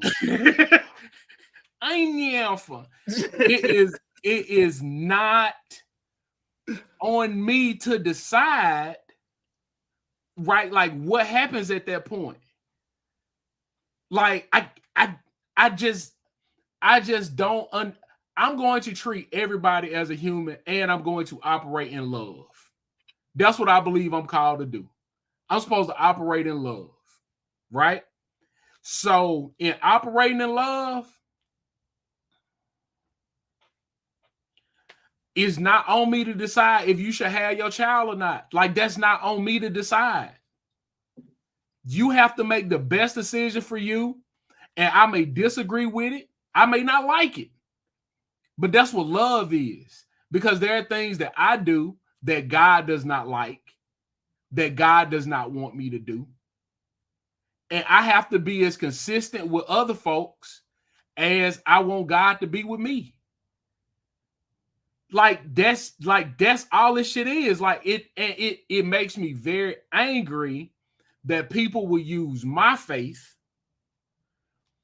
to manipulate it and to make it seem like a dude who, is definitely guilty of sexual assault because he said he was, who is a thief, right? Who does not look like he is, who does not look like he loves or cares for his family.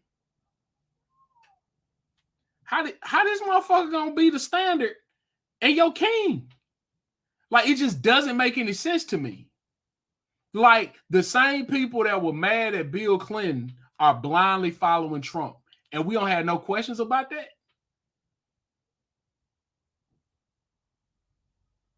Like, Biden is slated to be one of the most religious presidents of our time. People don't talk about Biden's faith, but every Sunday he's at mass, and he's always been a man of faith. And you a man of faith, right? You a man of faith, but you was cool with Strom Thurmond. But I don't understand. I mean, I might have to send you some books on the history of Christianity. I mean, I don't see any of this as contradictory, to be honest with you. Genocide Joe is a good Catholic, and Trump is the most appropriate leader for evangelicals. Listen, all I'm saying is we gonna disagree on certain parts of that, right? We'll never come to a reconciliation on that. So I'm gonna focus my energy on where we align, right? Now, in saying that I'm focusing my energy, in saying that I am focusing my energy on where we align, There is nothing that I have ever been taught or read that says that this is the way we're supposed to act. Is nothing that says that. Is nothing that says that. If we look at, you can go through, whatever. If you want to look at, when I look at this text, when I see Jesus, when I look at the words in red, ain't none of that shit about stepping on the poor. Ain't none of it. It is not the way that it is designed. So there is clearly something wrong with the person that wants to do that with it. The same way these same folk want to come in and look at, they want to commodify everything that they can. You want to commodify God. You want to commodify sex. You want to commodify family. You want to commodify children. There is something wrong with them. It's nothing wrong with any of those things I named. And that is what I'm talking about. That's what I'm talking about, right? I don't disagree with you saying that the way evangelicals behave, Trump is the best president they can have. I don't disagree with that conclusion. Where I do have a question, though, and it's not for you, it's for an evangelical, is how do you reconcile being of good faith, being committed to your family, doing what Jesus is saying do, and come to the conclusion that Trump is that answer? Like, that requires so many leaps in logic that I can't keep doing that and come to that conclusion. Let's leave. I had another question. I'll table that one, but let's leave Diallo out the conversation because he's probably not going to be good for this. But so when I spend time studying the Bible, and facilitate study groups and like diving into it, even going as far as just taking a course through a seminary, it is highly encouraged to rightly divide the Bible, right? Like being able to distinguish who's talking, who they're talking to, and then what they're saying. And so reading Paul and studying Paul is drastically different from reading other stuff, right? And so when I hear people say follow Jesus or God saying these things, right? Like, I'm not sure that they would even agree with what Paul says from Roman through Philemon is different than other parts in the book, and the instructions or the doctrine that's supposed to be applied is different as well. So when you say that, like, how do you, I guess when you wrestle with people of like misusing the faith or whatever, like how do you wrestle with that they could be in something else? Like they could not even be. Okay, right. So if I have a question or even a critique about Islam, I won't say it out loud to people that are not safe for me to say it to, right? So if I want to ask questions about Islam and I don't have a Muslim on hand, I'll ask those questions in a safe space, but I'm not going to let anybody attack Islam, right? Like, I'm just not going to let you do it, and I'm not Muslim. I'm not going to let anybody attack indigenous African faiths. I'm not of that. It's not my space, right? As a person who believes that there is a God, what I believe my role is to work in my community to make sure we come to one accord on that. Because I'm not of that community, there are things that I may be, there are things that I may not understand. There are things that I may comprehend. I don't know, right? But what I'm always going to go back to is Jesus saying the greatest commandment is love. If I am not operating in what I think love is in that, hey, I'm out of line, I don't really know, I'm gonna fall back, because it's not about being right. It's about being right.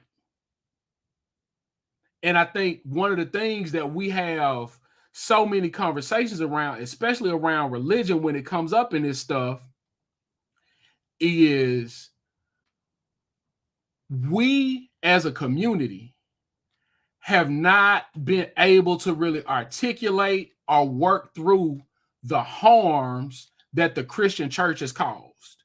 And I'm not talking about the Christian church in slavery. I'm talking about Holy Ghost Missionary Baptist Church in Clinton, Mississippi, where my mama took me for many years. That church caused a lot of harm in a lot of people's lives. I am one of those people who was harmed and mistreated there. Right? Wasn't abused physically, wasn't touched, but was not intellectually stimulated, was not supported, was ridiculed, was not treated in the way that I think Jesus would have treated me in that church. And what we do is we look at those individual experiences that we've had with folks in that building and say that that's God. No, those are those people. In the same way that we are not honest about a whole lot of our connections to these systems, we're not really being honest with ourselves. And if you don't believe in God, that's fine. It is not my job to persuade you. Scripture tells me that it's not. It tells me when you reject me, knock the feet off my sandals and keep it moving. That's what Scripture tells me to do. And in love, I don't have nothing else to say about it. And as a person that has come to what I would consider logical conclusions based off the information that I have, when I reach these conclusions, I'm just not going to go back and forth with you about it, because where do we align? My issue is not with Diallo's atheism. My issue is with, what do you call it, Diallo? White hegemony? White hegemony, white My pathology. issue is with white hegemony. Mm-hmm. My issue is not if you gay or not. That don't have shit to do with nothing that I'm talking about. It's stuff about that I don't understand. Where do we align? Because we're not talking about if you gay. We're talking about white hegemony. Right. And anything that is not working to affirm our resistance and the destruction of white hegemony is something that I can discard. That's real.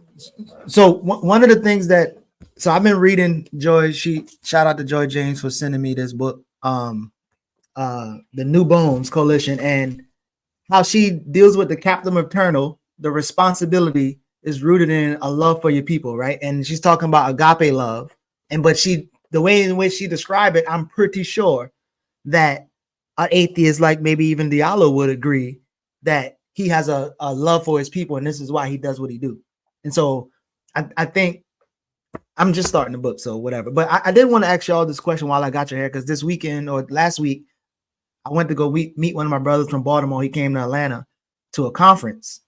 And at the time, I didn't really pay attention to the institute he was a part of until I did. And so it's a fatherhood conference, and is brought up by the Moynihan Institute.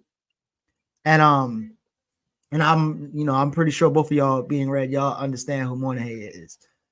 And so I go in there, and like soon as I walk in, he looks at me, and this other guy, that I guess the CEO, he looks at me and he starts saying like, oh, well, we're really not about the report. Oh, this is not about Moynihan. This is about the report. And we're building off of the things that he started. We're correcting what he started and enhancing the thing he started. And I'm like, so once I get an opportunity to speak to the panel, I'm asking them, I'm like, yo, how could you be sure that you're not following his anti-African women, anti-Black men rhetoric when you're building off of that? Because sometimes we rebuild stuff that we need to destroy and recreate. Mm-hmm. And so and then one of the brothers actually came up and grabbed the mic from the panel. He's another researcher. I could show you him, and he was like, "Well, I used to think that too until I actually read the report. And then when I read the report, it was, you know, it was a lot of facts," he said. And so when you think about fathers, right, and you think about this whole situation, how do you? One of the questions I asked him, like, what does it mean to be a good dad, right? And I want to just suppose what they should share with me with what y'all were saying. When you think about some of the things y'all talked about earlier, but what would y'all describe to be your definition of a good dad? Skip, you can go first, or whoever. No, I've been talking for a minute. Let Diallo cook, because this is where he good at. I actually say, you know, my position on parenthood in general and fatherhood specifically is be present and be yourself. You know, to me that's that. I mean, they 1/3 or not even that. Your chromosomes. They got half your chromosomes. So you, first of all, be who you are. And if you're like, I can't be myself around the kids, then you shouldn't be that person when your kids aren't around. You know, I had a Rastafarian homeboy who said, you know, when he had his son years before I had, you know, my kids, he was like, yo, I can't be places where my children can't be, you know. So be there and be yourself. And if someone says, you know, the best parenting advice is be present and be yourself, and you're thinking, oh, you can't be yourself around your child, become that person, you know, that can be. So that's that. Because the thing, what I don't like about a lot of these specific a child and introduce them to Beethoven and this shit, every child is unique, even unique from you. So, and what I'm finding and being a parent for 21 years and now a grandparent is that your children, it's a communication, it's a cooperation, not a competition, because your child will instruct you as much as you instruct them, and will give you cues, and you'll see what they're responsive to versus what they don't respond to. I have 2 sons, look damn near the same height, same build, but they're extremely different people. And what works or what motivates or what one son is receptive to, the other son don't want no business dealing with. So when you try to lock in these rigid formulas and these specific things for these outcomes, and thirdly, you know, it's some weird shit. You know, my generation X were really like from the womb training their children to be engineers, and train my child is going to be an entrepreneur. Start from the womb, from birth. You know, I'd go over some of my peers' homes and their whole room is full of fucking medical toys and medical, like trying to raise instead of raising up just a whole person. The main goal is that your child is secure to explore and to engage with the world. So your job is not to direct your child, but make sure whatever path your child secure is cleared and safe as possible, but not too safe. Because then there's some weirdo shit. I think my generation is some weirdos. We're the generation, which is really, I'm just saying, it fucks with me. Where I started seeing these memes about how my generation, how we was outside, how we didn't wear helmets and we would skin our knees and we drank out of the water hose. And these young people today, blah, blah, blah. But I'm like, you're the parent. We didn't grow up outside, you know, with skint knees drinking out of the water hose because we decided to do that. Our parents created that environment. Our parents built those communities where I would literally wake up on a Saturday morning, run outside and just be out. And you know, we created that whole fucking play date shit and orchestrating every waking moment of our child's life. It's overseen and scheduled, drop off, pick up and shit. And so we created a life. And we criticize our youth for living the life that we curated for them and being the products of the environment we curated for them. So it was so weird seeing these memes about Gen X and young, don't mess with Gen X, because, you know, we would let we latchkey kids, we were catching transit on our own. When we're the ones who didn't let our kids catch the bus or give them a set of keys to the house, you know, till they were 25. That's some weird shit. So anyway. Yeah, that's just my gripe. But again, best parenting advice: be present and be yourself.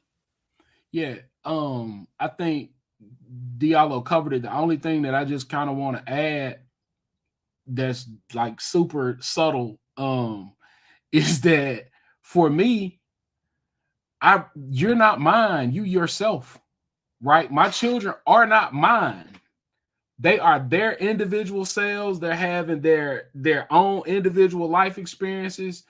And I just want to be there to be like, hey, I'm encouraging. I want you to collect data, right? Like, do a good thing, collect that data, do a bad thing, collect that data, keep you as safe as I possibly can, right? And that does not mean you don't get to go outside and get hurt. It's just you don't get to crash out, right? Like, I just don't want you to crash. I want you to get to where you're going without making any decisions that impact that conclusion very early on, right?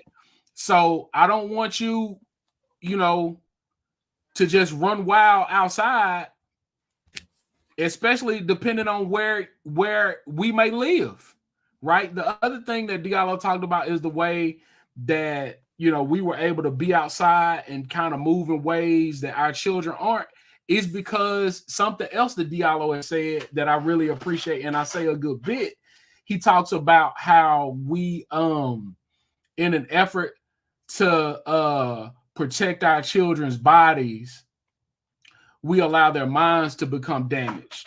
We put them in these white spaces. We get them away from Black community in a whole lot of ways, and they find themselves in very dangerous situations, right? Because we've moved and we allow ourselves to become good consumers and put them in the best possible situation, which is typically white. And we move away from our community so they're not able to move around in those ways, right? Yeah. So no, we're not doing that, but I just want to make sure that you have as much access to things and opportunity to be inspired and to love and to be kind and to be a good person and to be protected when you go places. And that's it, man. Like, this ain't it. I want to try something before. So our guest's gonna come at 10:15, and then we was supposed to get to the starred comments, but let's go. Skip, your children are younger, and Diallo, your children are a little bit older. Correct? Yeah, mine are 11 and 8, and Diallo's are grown. He ain't even got kids no more. Them men. Right. So let's try this real quick. So we understand what's going on with the contradictions between Alabama's pro-life and pro-death. And then I was just at an conference of the Morning Age Institute, where they are centering a enemy of us. They're using his worldview to build off of. They're trying to convince themselves and create programmings around pathologizing African people instead of putting us in political context. Skip, what type of advice to resolve these contradictions with both of those would you tell people Diallo's children's age, and then Diallo, what would you tell people Skip children's age on to clear up this idea of contradictions between states like Alabama and the effort to pathologize us as opposed to tell us about our political conditions? I know that's probably a lot, but so Diallo, you talking to Skip kid's age, and Skip, you talking to? I don't really have it. I say brush your same teeth shit all in age. bed. So say what? I tell an 11-year-old, they don't know nothing, man.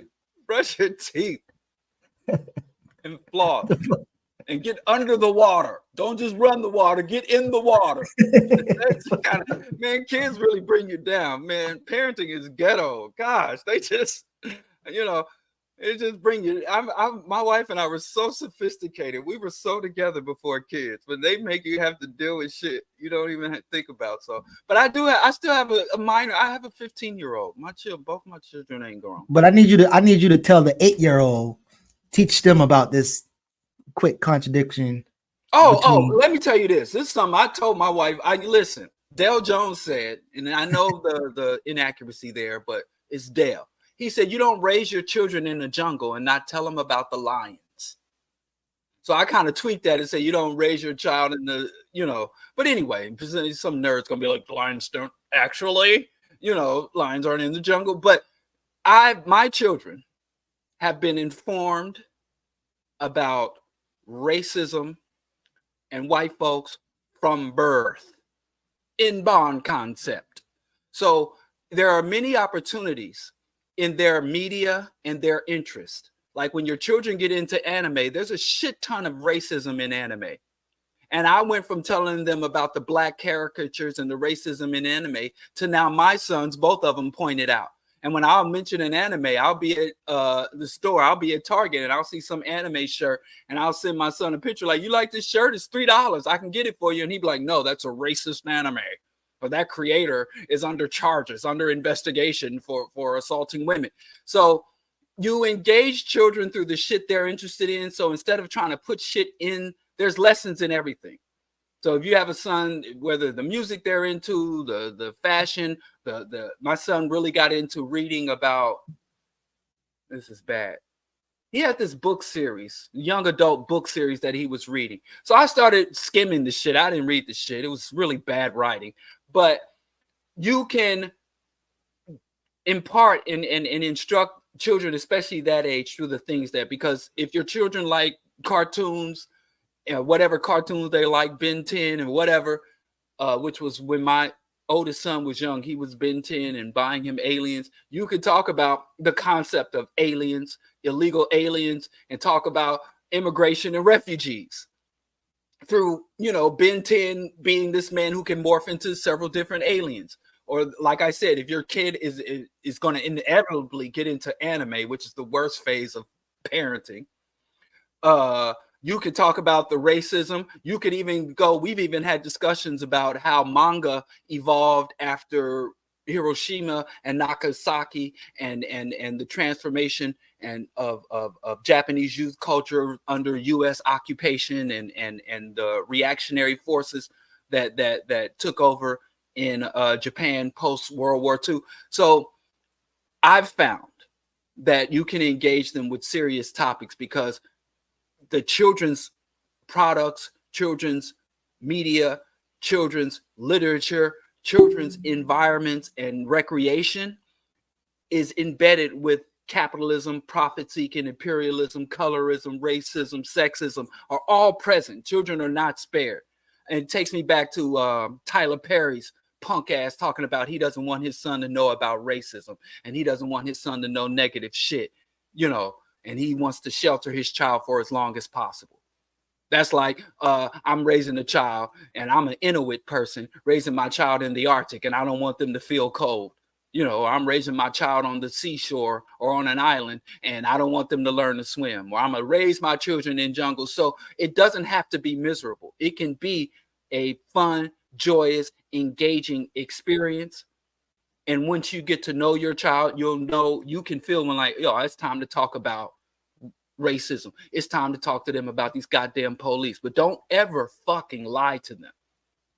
Don't ever tell them some shit. It's okay to tell them the wrong shit and then be like, I know better now. I was wrong as hell when I told you that.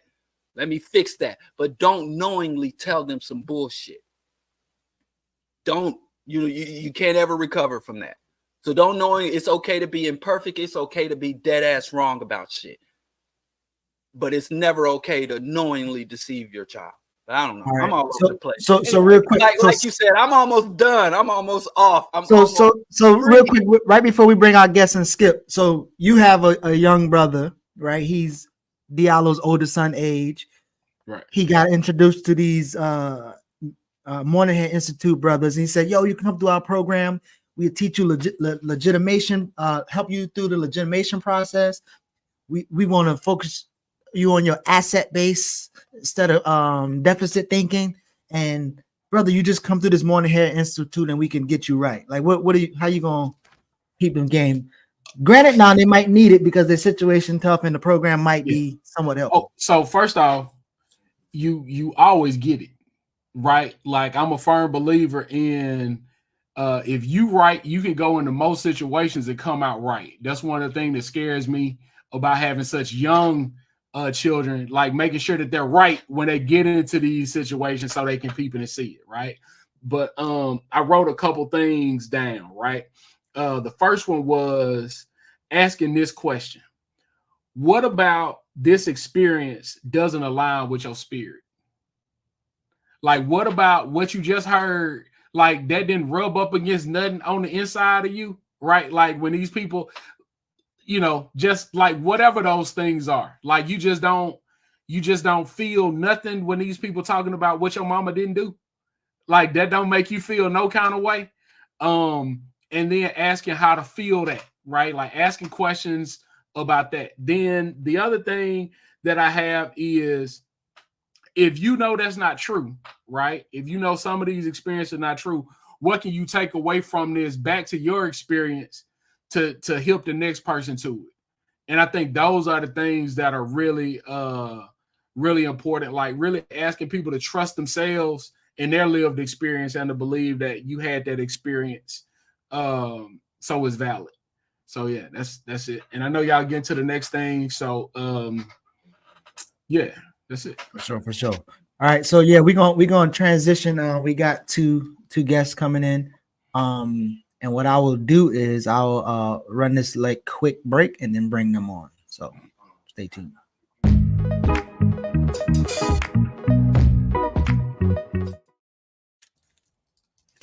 All right. So peace. We and Ange, when you get a chance, just turn on your mic. Lamaria, is that right? Laramie. Laramie, like Jeremy. Yeah. Okay, got you. And so I have my brother Laramie and Ange here, and they want to share with us some situations that's going down in Louisiana, and so y'all can just introduce yourselves, tell us your organization, and then what are you here to talk about. Good morning, Grand Rising. How y'all doing, people? Thank y'all for bringing us on a Black Power Media this morning, this early morning, this good morning. Two blessings we have. We woke up this morning. That's the main thing. My name is Laramie Griffin. I run an organization, Evolve Louisiana, and started in 2020, based up on the teachings and history and know-how and the dichotomy of Marcus Garvey, Fred Hampton Sr. and Jr., and Fannie Lou Hamer and her speakings and her teachings, Kwame Ture, and so on and so forth. And I definitely want to thank you all for bringing us on. Thank you. Ange? And I'm Ange. I am the Vice President of the Village 337 and a founding member. We began in August 2020 when Trayford Pelran was murdered by the Lafayette Police Department. And that kind of thrown us into the whole movement all over the country. We've been going at this for about 3.5 years now. We are a civil and political rights organization. We have about 22 cases that we advocate for, mostly relating to police brutality, but a few others are just relating to people's whose civil rights have been violated in our community and across Louisiana. And of course, we're here today to discuss the 11-year-old who has been incarcerated for, I believe, 85 days now, 86 days out of New Iberia, Louisiana. And I do want to thank you all for inviting us to this show this morning. All right. So Brother Manning threw me the story, and then he hooked me up with this brother here, and then even another brother that we was connected with at African Liberation Day in Baltimore. But so right now I've been trying my best to look into it. I've been digging, and I've probably been doing more digging than I should have. There's a gag order on it, and what can you tell us? What is the development? What's going on there? Okay. So from the start, thank you for doing, your research. And, as you know, when it comes to these articles, you have to take it with a grain of salt sometimes, because sometimes they may turn some tables, because a lot of news outlets here in Louisiana get manipulated by political and policing needs to fit their story. So first, there was a family in New Iberia in Iberia Parish. In Louisiana, we have parishes. It's a smaller town. It has about 25% of this city of New Iberia is in poverty. So, with poverty, interconnectedly breeds, crime and mistakes and things like that. So this family that stays in New Iberia, on November 14th, there was a white man who was killed, 36-year-old white man, Cameron Besso, who was found dead in his home. This family stayed directly next door. They stayed directly next door. And we know that for a fact because we often do what we call a people's investigation, because we don't want to just live off the investigations of what they tell us. We have to go see it for ourselves, just some basic things. And on November 29th, November 28th, they put an arrest warrant for the 11-year-old girl.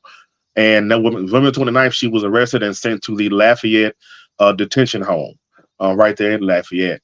And since then, when the news report came out, the headline in itself did not make any sense.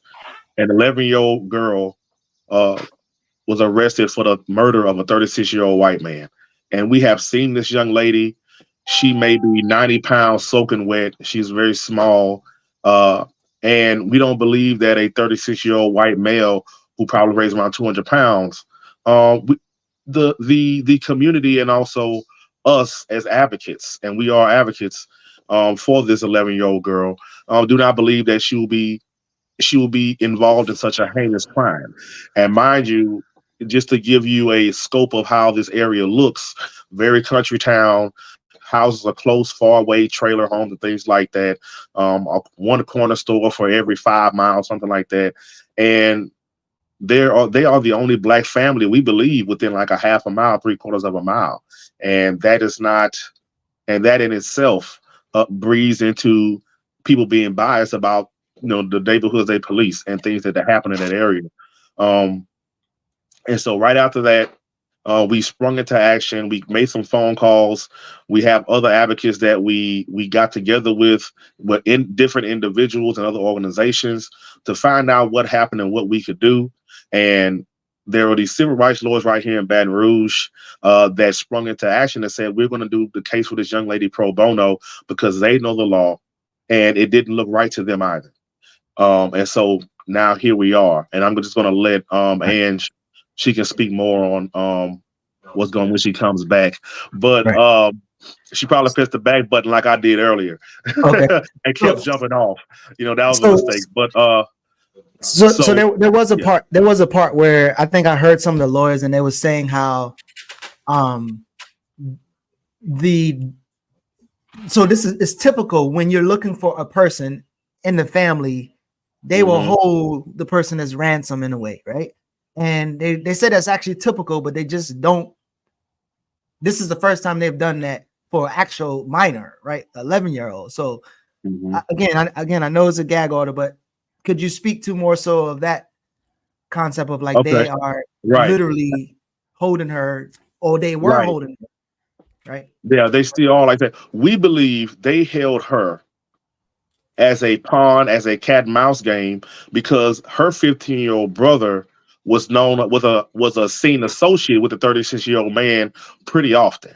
So we believe that after this situation happened, he may have took flight. I have to say may and alleged and what we believe, because there is a gag order on this case. So these are things that we believe. So we have to say that out loud. So we believe that they used her in a way to try to bring him in and to coerce the rest of the family to kind of admit what happened, what actually happened that day or on those days. We have to really be honest about where policing came from and also about this area. We have another brother in another organization who used to get in trouble years ago. He said, man, they are very, very, they're very, very dirty and they're very, very corrupt. So that's what we believe. And so after that, the brother was brought in and arrested. And then a few days later, they brought in the mother. And given that we were trying to contact different people, making sure they had proper representation, and some of our people don't fully understand that representation matters. When you have a lawyer next to you and you are honest with them and they are honest with you, and they understand that you just may be in a bad situation, and understanding that they will use every draconian and neo law in the book to throw you in jail because somebody was hurt or some situation happened. That's what happened to the mother. She was railroaded, and they charged her with 2 counts of accessory after the fact, because those were her 2 children. And accessory after the fact can be used. It's a broad statement. Accessory after the fact. So now it's the mother, the brother, and the 11-year-old that are incarcerated right now. The mother is not charged with murder. The brother is charged with first degree. The 11-year-old is charged with second degree murder. Right. So also one of the things that I was doing while I was looking at, so I did see the white guy, right? And the Harry that in, because initially when I heard the story, I'm like, wait, 11-year-old, 36-year-old white man, like what the hell he did to her? Like, so I'm thinking that she's defending herself or whatever. But then I'm looking more into it. I did see, like, again, this is no excuse for whatever, but like I saw the video, like he's a white boy in seemingly black area who likes gunplay. Like I saw him like having different new guns and whatever. And so I'm like, okay, even more trying to figure out what's happened. But Ange, like, what is being said? What is the focus? Are they focusing on she's innocent, or are you guys focusing on this just shouldn't happen? Or like what are some of the main focus as a collective are y'all focusing on? Go ahead, Ange. Yeah. Our main focus is simply that she be released. We do not believe she is guilty or competent or able of committing a crime of this magnitude, but our main focus is that she be released because she's 11 years old. That is unheard of in this country, to incarcerate an 11-year-old child. And it's not within the letter of the law either. We've been reading up on the laws and statutes. And as you know, our new governor, Jeff Landry, is trying to lower the age that a juvenile can be charged as an adult to 13. So she's only 11. So there's just not a whole lot of transparency from the sheriff's department and the DA's office about why exactly she was jailed and where does she fall at under the letter of the law with that. So our main focus, our main goal based on that information is just to have her released. But no, we don't believe that she's guilty of the crime that she's charged with, but although that's not our main focus. There's a lot of different narratives. We saw his Facebook page. There's a lot of different speculations, and we do try to stay away from that. But Laramie and I, we have done some lives, and I've posed some questions to ask the community members, to ask each other, and as law enforcement, and as our system, why was she jailed? Why was she in the company of this man? She's 11 years old and he was 36. Does he have children her age? Was he tutoring her? Was he, coaching her in sports, mentoring her? What was the reason they were in each other's company? It doesn't matter. They live next door to each other.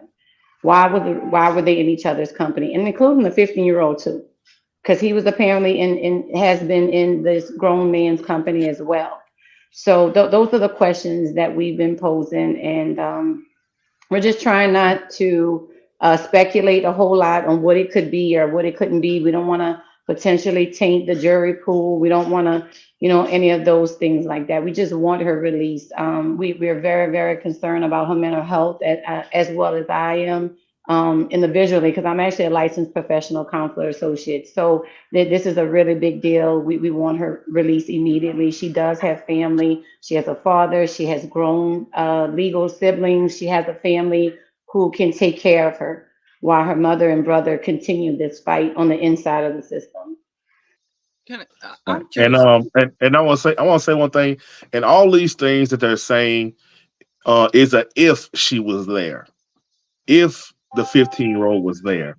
That's the whole thing. No one knows for sure where these people were at the time, of this 36-year-old man's death. No one knows. So the whole thing about, because you're accused, you must have been there. And that narrative we've been pushing pretty hard to stop saying, because we know that these are just accusations, and that doesn't mean you're guilty. And plus, like I said, it's an 11-year-old girl. Picture someone so petite that, and we all have young siblings, little cousins, things like that, that you can, pick her up if she held onto your bicep with one hand. That's how small she is.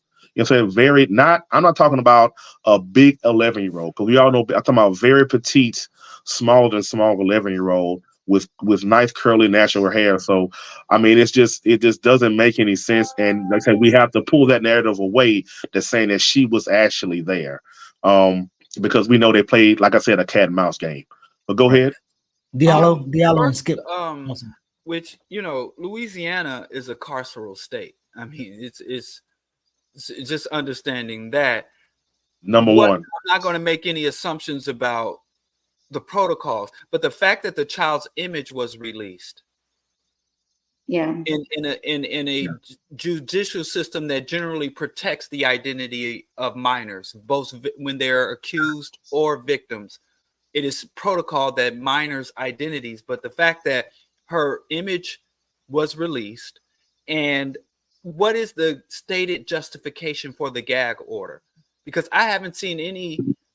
Generally, the police are very enthusiastic about releasing evidence of crime and basically putting as much dirt out on the accused as possible to move the public point of view. So they found everything from shell casings to fingerprints, things of that nature. So it's very curious to me that there's so little released about the evidence that the police have to justify their actions. What is the justification or rationale for the gag order, and how did they justify releasing the minor's image to the public? We don't know about them releasing the photo, but we have sent emails to that news channel to remove her picture, why they need to remove her picture. And then, like I say, it is dangerous and it's not within law to have her picture, even her name. As you know, we don't know why they violated that. If we have to, we will take them to court to get that removed if we have to, because like I said, under the age of 18, they're not allowed to. The gag order was put in at the very, very beginning of December. And we know that because the lawyers told us we are not allowed to speak on any situations because the judge put a gag order on the entire case. Now, that is very peculiar since everyone was already arrested. Usually when they're investigating something, they may put one, usually on a civil case, but not really on a criminal case, so to say. And it's very peculiar to the lawyers, and the lawyers had to get corrected in as far as what they were doing, because they spoke publicly one time and they were correct to say, hey, there's a gag order on the case. You should have known this, so on and so forth. But it was very, very peculiar to them also. But we believe, and I'm going to say this, Sheriff Tommy Romero is the sheriff in this parish. White, maybe Hispanic man. He was a part of the non-transparency in the Kawan Charles case from 2020 when that started. And he said something that was so disgusting. I believe the judge put a gag on just to keep them from saying things that are out of the box. He said, and this is a quote, "Murder must be a family affair when it comes to the case of this man being killed." And that is very disgusting. Like the sister said, that will taint the jury pool, and that is not within the confines of the law as far as being innocent until proven guilty, 100%. But we know, as we live in America, that's not the case for people who look like us. And he's very cocky when he said that, very arrogant, overly arrogant, because all he sees is one thing. All he sees is policing and arrests. That's all he sees, and that is a problem. There's no morality in what he said, and I believe that's why the gag order was put in on the case, just to keep them from talking so much, because I believe it was going to be a kind of back and forth, because the lawyers are also heavily invested in also civil rights and rights of the people. So I believe that was reason why it was put in, to keep that from happening. But like you said, at least they could have put out the proof of who, what, when, and where, because none of this looks right to anyone. None of it all. The title in itself, an 11-year-old girl was arrested for the murder of a 36-year-old white man, and then her brother and her mother were also arrested as far as being involved. And that is a problem for all of us. As you know, we deal with these things in these small towns in the very deep South. Yeah, and they're calling it first-degree murder. It's now second degree now. It's second degree now. Oh, they moved it to because the headline said correct. first degree, and that it was a first-degree murder warrant. You're correct. So Ange, right. So Ange, there's this story hasn't obviously been mainstream, and literally until y'all sent it, I wouldn't have saw it. And then I know a lot of people in the chat haven't seen it. But so now I don't know if it's public that she was held for ransom, but I know there's speculation, and then the lawyers said that they believe so as well. And so, but she's still there after the 15-year-old brother and the 40-year-old mother are all incarcerated now or held hostage. How is the community responding? Like, what is the sentiments of the community? And then maybe tell us about what are the collective, because I know it's y'all two organizations, but there are other organizations that are involved, and tell us what's happening and what's needed from a larger audience. So the collective, the partnering organizations who have joined in with us, Vote, Flick, Speaking to Inspire, New Chapter Push, and the community all basically have the same sentiment. Like, how did this happen? Just a little state of confusion is basically the whole sentiment. And our position is, with Evolved in the Village, leading the charge for this, is that this is a cautionary tale of why we need to educate and empower our people. We don't know the laws. If you don't know the game, if you don't know the rules, you can't play their games. So we don't know the laws. We're not educating each other enough. We don't have money set aside for legal issues. As a community, as a Black community, we should have money set aside just to deal with legal issues for ourselves and our family members when necessary, because this can happen to anybody. So it's a cautionary tale of what the legal system can do, and how they can flex their muscles when they feel that they can and won't be challenged, or think that they won't be challenged. The big issue here is that a white male is dead, was murdered, and the accused are all Black members of our community, and that's a big deal. I know I cut out, and I'm sure Brother Laramie kind of chimed in on this point, how the whole family is being railroaded. And I think you'd probably answer that part, Laramie, too, about how her picture had got out to the media. Yeah, Mm-hmm. Like, we don't never want to be transparent. We don't never want to operate like we do. So the law enforcement did not put her picture out.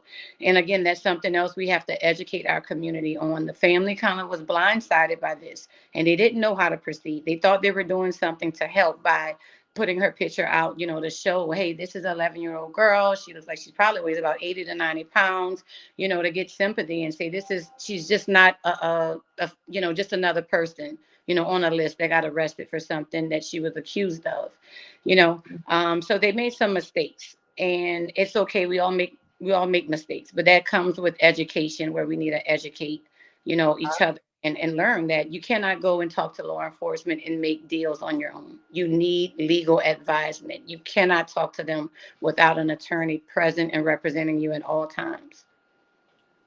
There's questions Erica asked. There's 2 children incarcerated here, though. Yes. Is there any effort and engagement on the 15-year-old child? Yes, we have effort and engagement happening. We are in close contact with the family of both of them. So we are aware of what's going on and monitoring what's happening at the 15-year-old. He's at a different facility, so he's not at the same facility as her. There's some extenuating circumstances which makes his case a little bit different from hers. So he also is a priority. He's not getting left behind. We haven't forgotten about him. But our top priority at this time is getting the 11-year-old released in that order. Correct. And just want to let everyone know about the efforts. I think you kind of that's what we're kind of asking about, the efforts. So we ran into the situation in late November, in December. When we got in touch with the lawyers, we met with them, we met with the family, and let them know what we're doing, how we're going to conduct ourselves, if we have permission to actually advocate for them.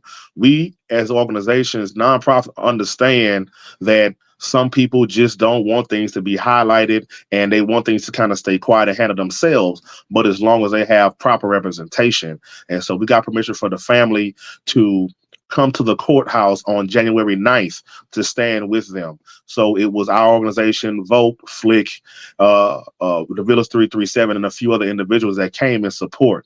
February 9th, there were items given to that actual facility where the 11-year-old is, as far as for Valentine's Day. And because of the relationship that Flick has with the actual facility, we were able to give a few more items, not just candy and items and a few Valentine's Day cards. We actually gave some hair products and other essential items personally for her, because she does have natural hair. She is a young lady that is 11 years old, and we understand how that may affect her as far as giving her the proper needs. It is very chilly during this time, so your skin, your hair and whatnot gets very, very dry. So we were able to get her the products and also get some inside information as far as how they were treating her, what she needed, because she is one of the few females in the entire juvenile system. So we were able to give her understand and say, hey, look, this is a young lady. She may not understand what is really happening. And so she was able to get the proper care. The people at the facility were able to say, hey, look, we're talking to her constantly because we know that she may feel very, very alone because there is no in-person visitation in these facilities at this time. And so then I believe it was what date was that? It was January 29th, I believe. We did a phone blitz. So you have to go back. We did a phone blitz on the actual facilities. Not the facility. I'm sorry. Phone blitz on the actual officials of this parish. We did a phone blitz on the sheriff, Tommy Romero, on the judge, Roger Hamilton, on the district attorney, Bo Dewey, and also on the parish president. We did a phone blitz to ask them, what are your thoughts? What is going on? Why is this 11-year-old? Why was the 11-year-old arrested? Just three basic questions. What are you doing as far as in the law to make sure you're being transparent? Why isn't there transparency? Just a few basic questions. We did get some answers back. And that's how we also knew how. So the sheriff answered us back and said there is a gag order on the case. The judge's office, I believe they hung up the phone after a while, but they did say to a few different people on our collective phone blitz that there is a gag order on the case. So we kept confirming that there was, and we were also letting them know that we are here and we're not going anywhere. We're going to be here for this family, and we are watching you also. And so that was very successful during that day. And I do believe the district attorney's office, they stopped answering the phones or stopped telling us to call and ask the same questions over and over again. And it was done by multiple people. I can't remember the count. I know at the building, we probably had around 10 people plus that were calling all day from morning up until, around 3 or 4 p.m. But we got our answers that we needed. And so right now, our next, and we just had our next action that we did on the actual juvenile facility there in that last year, we did what they call a Jericho Walk prayer rally. And so with this Jericho Walk, we walked around the facility, where in this case, we walked in front of the facility 7 different times and we prayed. And if you're a Bible person, you understand that the Jericho Walk is when they walked around the city 7 times and they prayed. And the last time they did a very long prayer and blew a very long horn, because we wanted the days of completion and prayer to be covered with this young lady being 11 years old, not knowing what's going on. Her brain is really not fully developed, and understanding that she needs her spiritual space to be crowded with love, care, compassion, and understanding that we don't want this to affect her for the rest of her life. And so we did that Jericho Walk. I can't remember what date that it was. It was just a couple of weeks back. And so our next action during this time will be March 7th. We're going to go to the courthouse. We're going to rally. We're going to have a protest. We're going to have a press conference to let the officials know there, the sheriffs and everyone else involved in how she was jailed and the reason she was, you know what I'm saying, to let them know that we are there for her. And we're not going to forget about her whatsoever, and being there with the family, with the other organizations that stand up for people's rights and also just the love of the people, because that becomes first. And that is something unconditional that we give out day in and day out, whether it be feeding the homeless, going to the Capitol as of right now for legislation, and also court watch, because that's very, very important. Like Sister said, making sure we understand the law on what to do and what not to do. As you know, they can railroad us, they manipulate us, they coerce us into admitting things, a lot of things that we don't do, you know, that we don't know about, and that's how they're able to pull us into this prison capital. So those are the actions as of right now. We continue to advocate her during the Capitol because they actually do want to lower the age, and they actually want to open up juvenile records here in Louisiana. That is a national piece of legislation, but they only want to do it in the predominantly Black parishes. So those are the actions that we have completed. We have that action to go on March 7th. The court date is supposed to be for March 7th and March 8th. There in Iberia Parish on 300 Iberia Street. We will be there at 9 a.m. to make sure that this young lady is advocated for and her family is given the love and the protection and the know-how of understanding what we're here for, so it doesn't happen again. Yes, and just to add, you guys, real quick to what Brother Laramie was saying, our Jericho Walk prayer / rally was February the 17th. It was very well. It was received very well by members of our community.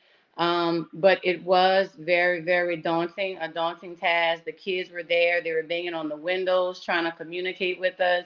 It was very, very difficult, but we got through it, and we were glad that we got it done for the kids. And like Brother Laramie said, with the court watch, the next date's coming up March 7 and 8. I do want to put a trigger warning for anyone out there who wants to attend. We want everyone to attend, but it's heavy, heavy work. Seeing an 11-year-old shackled in handcuffs and on her ankles.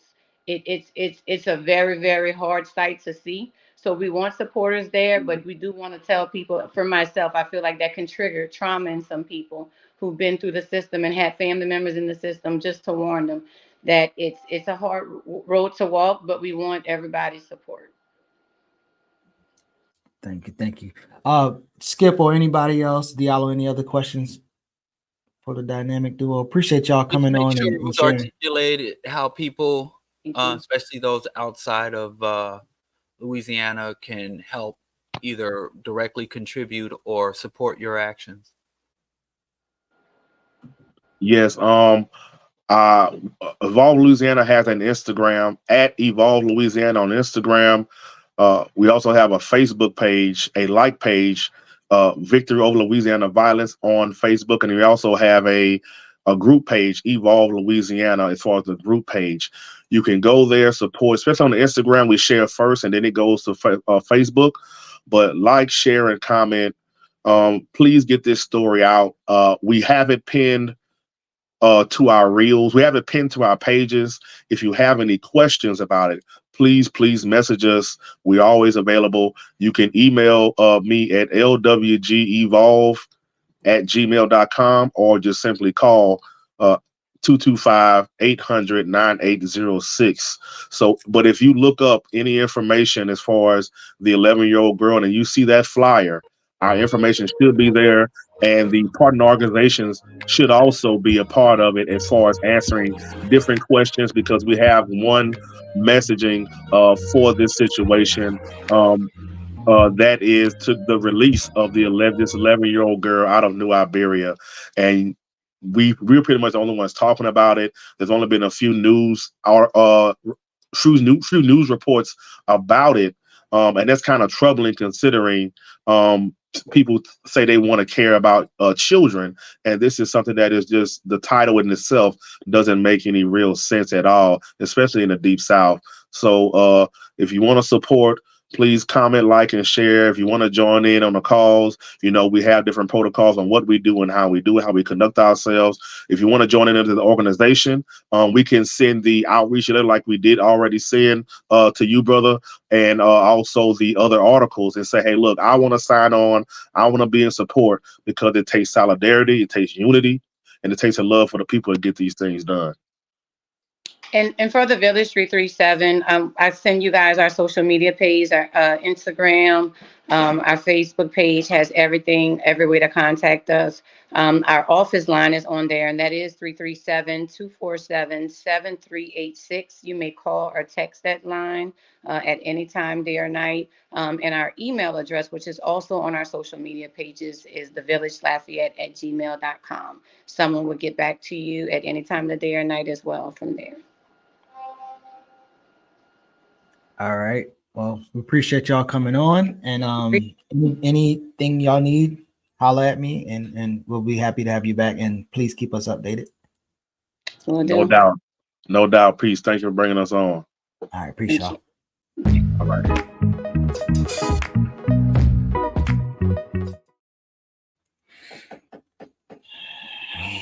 Heavy, man. Skip, what you feeling, man? I know you got some young ones that age, and I mean, man, it's just it's something that Diallo has said before that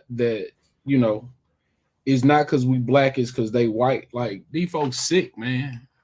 Like, they're just sick. And we talk a lot of talk, and like a lot of things that I definitely would like to believe I would do if put in some of those situations. And it's just overwhelming, I think, is one word, but I think the other piece of it for me is just like we want to make sure that we keep things political, but also like that will be with that child for the rest of her life. Like, it's just like these folks sick, man. And yeah, so Diallo. I think this tragedy allows for a lot of intersecting issues related to just our lack of over policing and predatory policing, and the disregard for Black people as a group, but especially Black children. And then Black girls, like, it's compounding. I call it compounding oppression. Like, every injustice all comes together in one child's life. So yeah, it is absurd. It's unlawful. There's so many things, and I was just looking up in terms of in the way of dealing with the minor and the peculiarity of the gag order. If you normally follow a crime, like I said, the police are very often too enthusiastic about releasing their evidence and showing the public that they've got an airtight case and justifying their actions. But for them to be holding back, like, there's no evidence besides a dead body and an incarcerated child. They don't speak about the circumstances or anything of that nature. Yeah, I mean, it's a very, very peculiar case. But someone is mentioning in the comments where a lot of these small towns, out of the way places in flyover countries, these fiefdoms are run by small local politicians or sheriffs, and they're like warlords, and they're off the radar because nobody pays attention. I mean, if this happened in New York or Los Angeles, imagine. And again, like, it's like even just that statement, right? Like, it's against the law. Like, it ain't no laws. Like, that they're bound to respect. Yeah, right. Like, They it's just that. like it ain't no like it ain't no law.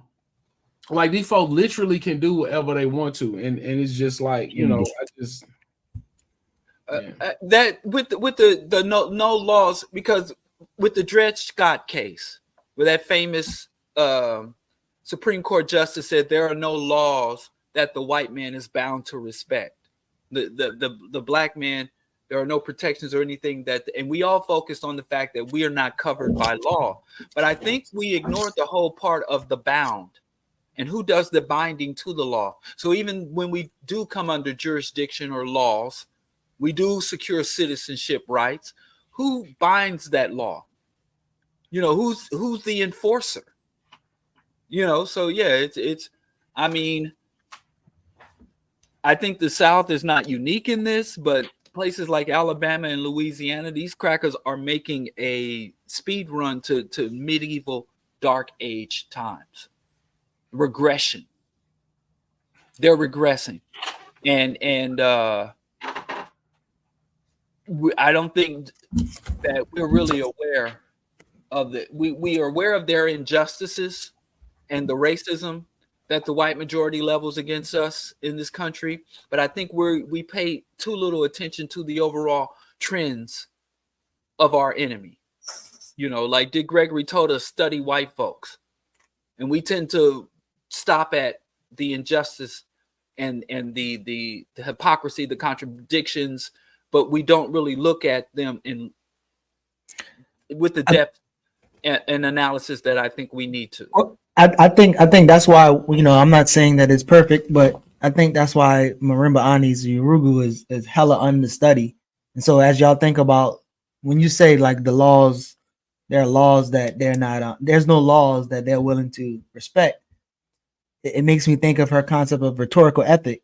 And then I saw somebody in the chat said like the laws for you, right? So those things are specifically made for you, but there's nothing that they willing to follow. And then, her being able to trace this back quite deeply to, Platonic thought is important. And I mean, there's other people who've done those type of body of work, but I think just not understanding what happened. I have a 90-year-old aunt, who came up in Jim Crow, and she would always say, no is for niggas, basically to articulate that these people don't adhere to any of the standards they put forth to us. And we still got Black people out here, family values, and we need to, respectability. When these people, which is another thing, especially coming with the white majority, every accusation is a confession. Going back to the age of imperialism and exploration, as they taught us, the age of exploration till now, everything from, they're cannibals, they're godless, heathen, savage cannibals, until them calling refugees invaders. How you got white people on the soil of the United States calling anybody an invader. So yeah, it speaks to their psychology and the structure. And a lot of times I think we get comfortable into thinking that we as a society or white people as a group have advanced, when really they've just gotten more sophisticated in their atrocities as opposed to yielding or ceasing the atrocities.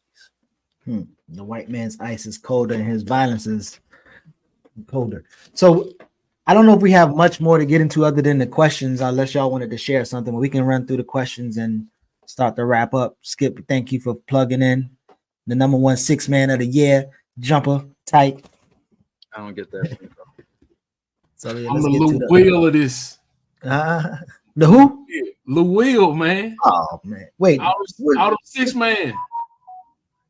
Nah, man. When you say Lou Will, you gotta think of who's the best 6-man to ever to live. Lou Will. Yeah, I don't know about that.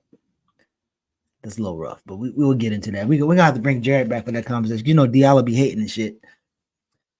All right. No, if I'm teachable. Clearly, I don't even know how you go about knowing. Librarian, shout out to you for the Tenzi. We're gonna go buy some edibles and shit with that. Appreciate you, Pan-African.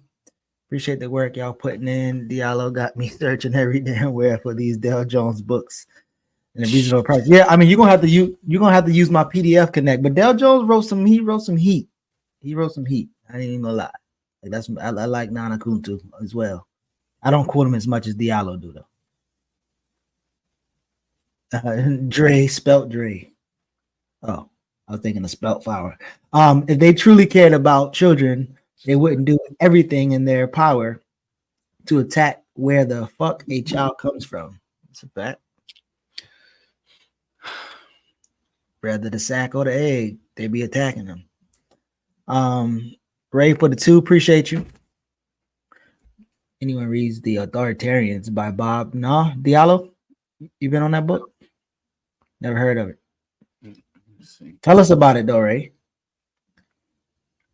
Sunspot Lou, one of the state's reps there, just outright said they need more people having babies. It's wild.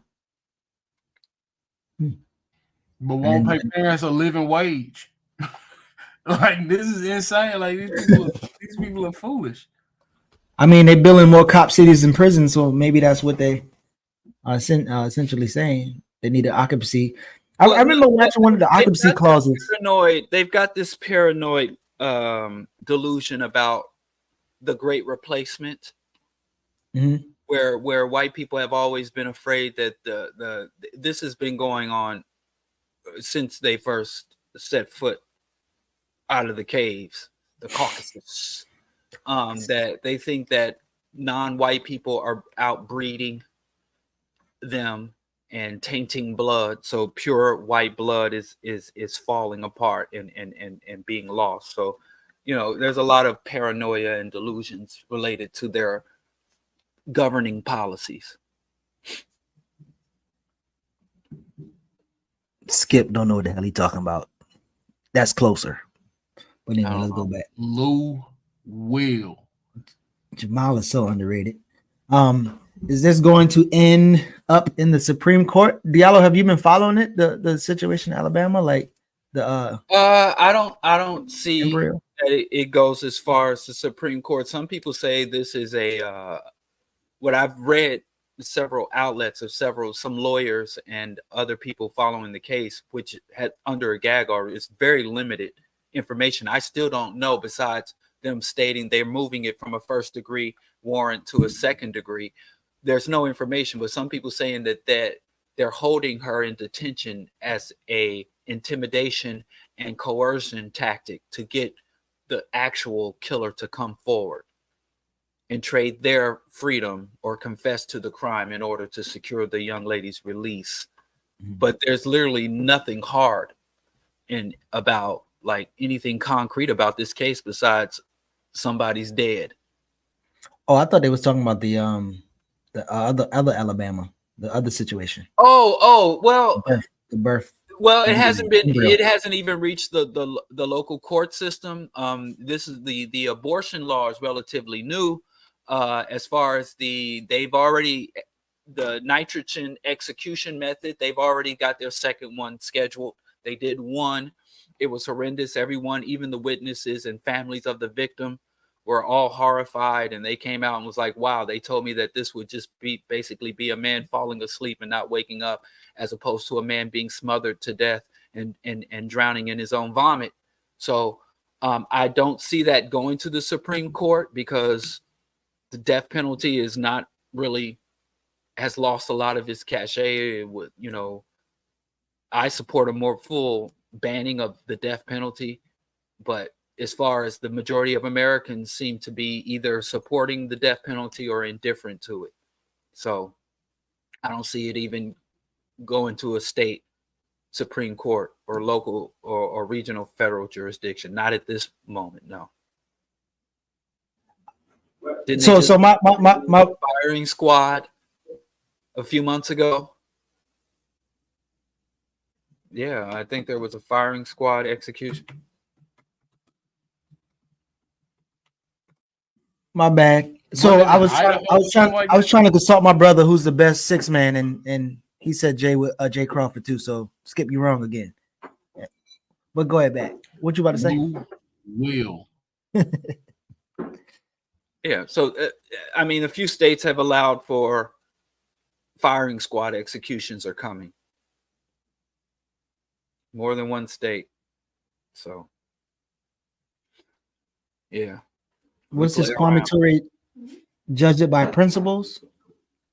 Who highlighted that? Well, I did. But it was by Christianity. He says that you shouldn't judge Christianity by Christians. So Kwame Ture said, whether it is communism, socialism, democracy, monarchy, you should evaluate and judge by the tenets, what's written. But I can't abide that. I mean, can you imagine judging America by just what the Constitution says? Can you really understand anything about the United States by just reading the Constitution? So I understand what he was trying to get at. I think that is a good starting point. I think that is a very good starting point, but I don't think you should end there, and I don't think that should be the ultimate statement. Even the Bible says the fruit that it bears. So I with all due respect, sincerely, with all due respect, I can't abide that. But would you say, like, in terms of like but would you say in terms of Americans though? Huh? Like, if would you say that in terms of America, you're American and you go to another place and they expect you to engage or act like American, like typical American, but you're not? Oh yeah, I've encountered that. And like I said, if you just read the Quran and Haditha or the Bible or the Torah, what can you learn about Zionism or Israel if you just read the Torah? I just think that you'll be extremely limited and you'll be very susceptible to manipulation. But I don't think if you abide that. Yeah, but I don't think Zionism and being Jewish are the same thing. Yeah, I hear that a lot. But until Yahweh chimes in on it, I'm gonna go ahead and go by, because it's like, I just don't think those two things are the same thing. I think that as I understand the Torah, it is a bloodthirsty book about conquest and taking people's territory and wiping them out. Is that is that King David? Yeah, the warrior kings. Zionism is consistent with Judaism. And we want, it ain't just about wobbling and shaking and mumbling in the goddamn synagogue. These are political texts. They dictate politics. They dictate law and reproduction. They dictate every component of life. And so I really can't abide by all this soft peddling of religion, and these are modern sentiments being superimposed on these primitive, vicious belief systems. So I don't buy. Zionism is not consistent with Judaism. Go read the Jewish text and. Oh, you tell. So just okay, bro.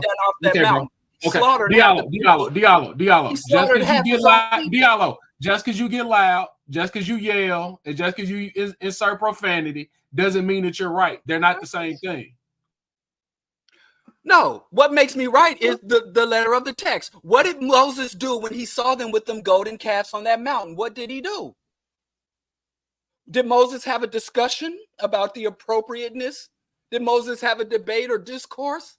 Moses even have a trial? You show me the scripture. That's what I was about to say. I think that's the Skip's point. So for instance, people, even this comment, right? This comment that the Bible contradicts itself. We should study the history of the Bible itself, when it was compiled, for whom was it compiled, for the purpose. So I think all of this could be true, but there's a point of times where if you're not rightly dividing it, you're thinking that it's contradicting itself, but it's not. So it's almost like this whole text of book.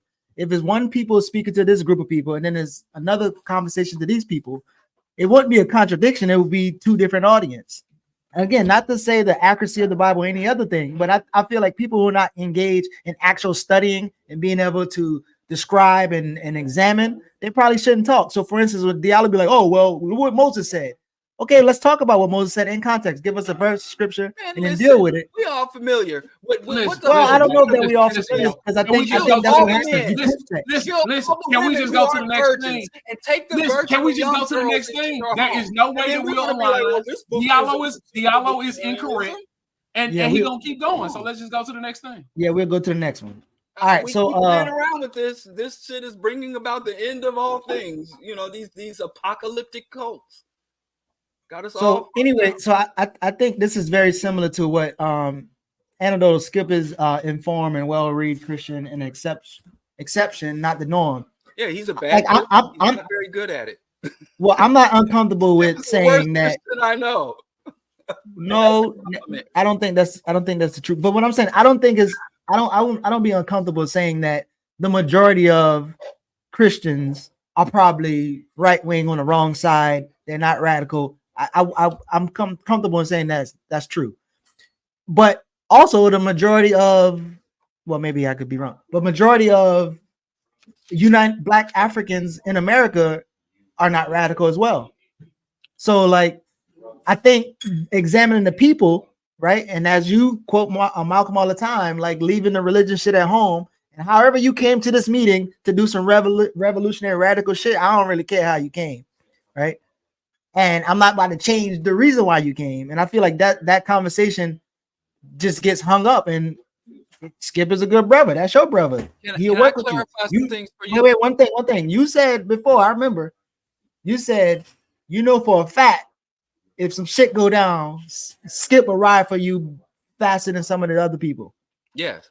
And the man used the Bible, so I don't know why you're gonna spend so much time trying and to. I think, and it's very likely that Skip will probably have a nice condo on the north side of hell, while I'm on the south side in the slums of hell. But we might be heading to the same place because he'd be violating. Because you can't be a good person and a Christian by modern sentiments. And let me tell you this. Let me clarify something for you, Geechee. There are only two types of Christians and two types of Muslims. And I know we got all these denominations and all these sects and offshoots, and there's only two types of Christians in two categories: colonizer and colonized. So when you look at a colonizer Christian or a colonizer Muslim versus a colonized, you get two interpretations of the exact same book. Are there two types of atheists? You get two outcomes. You get people who use these holy books for conquest, and you got another group of people who use these books to navigate or sustain themselves under conquest. There's only two, and every single Christian falls under that category. And when you listen to them talk about their faith and their relationship, you can quickly say almost instantly, oh, this is a colonized Christian, or this is a colonizer Christian. Are there two types of atheists? Muslim. This is a colonizer Muslim. Get you. In the words of that great Negro intellectual Ricky Ryan, it's a moot conversation, circular and moot. Wow. There's nothing to talk about here. He's never going to reconcile. And when given evidence that argues against his point, he goes to find more evidence to argue his point. So it's no point in having this conversation. You're right. I will reconcile. Give me evidence. So we can land the plane on time. I'll bump my head on the floor. I'll tremble and shake and mumble. Whatever that guy says we need to do to carry his favor, he just want to do this for the show, and I'm not with it. Like, I'm not with it. He better than this. He's better than this. All right, people that don't know him, and people that don't know this, he is much better than this. He know he better than that. So he better than that. Instead of talking about stuff Diallo don't know what the hell he's talking about, let's talk about stuff Diallo do know what he's talking about. I don't agree with Diallo. How do you not guide a child? Better than your Would you God. rather? Huh? There's evidence of my existence, so I beat your God every time. Go ahead, man. Unstimulated, game memorized, gang associated, etc. Go ahead, Diallo. Respond to. I don't agree with. How do you not guide a child? Would you rather an unstimulated, game memorized? I don't understand what the second sentence is saying. I don't know. Maybe Anthony D can circle back and clear that up for us. Well, I can't say how do you not guide a child? I think you should guide a child, but like I said, your guidance of a child shouldn't be self-centered. Your guidance of your child should be oriented to the child's interest in what's best for the child. Many people that I see guide children for their own selfish interests and notions and egos. So and it sometimes it works and sometimes it doesn't. I just have concluded through observation and practice that when you are guiding a child, you can have a better relationship throughout that child's life if it is more of a partnership. And when I say partnership, I don't mean both of you have equal authority, both of you have this, but you are as open to learning from the child, comprehending the child, and speaking to the child's interests, and the child can teach you as well.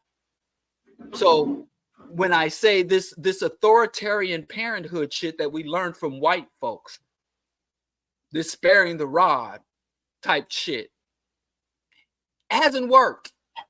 The So Silververse, you don't all I'm understand. saying is to produce more humane, more inquisitive, more enthusiastic about life children. But hey, that's just my conclusions that I was asked about. But if you want to, dictate shit to your child, go ahead and try to be a dictator.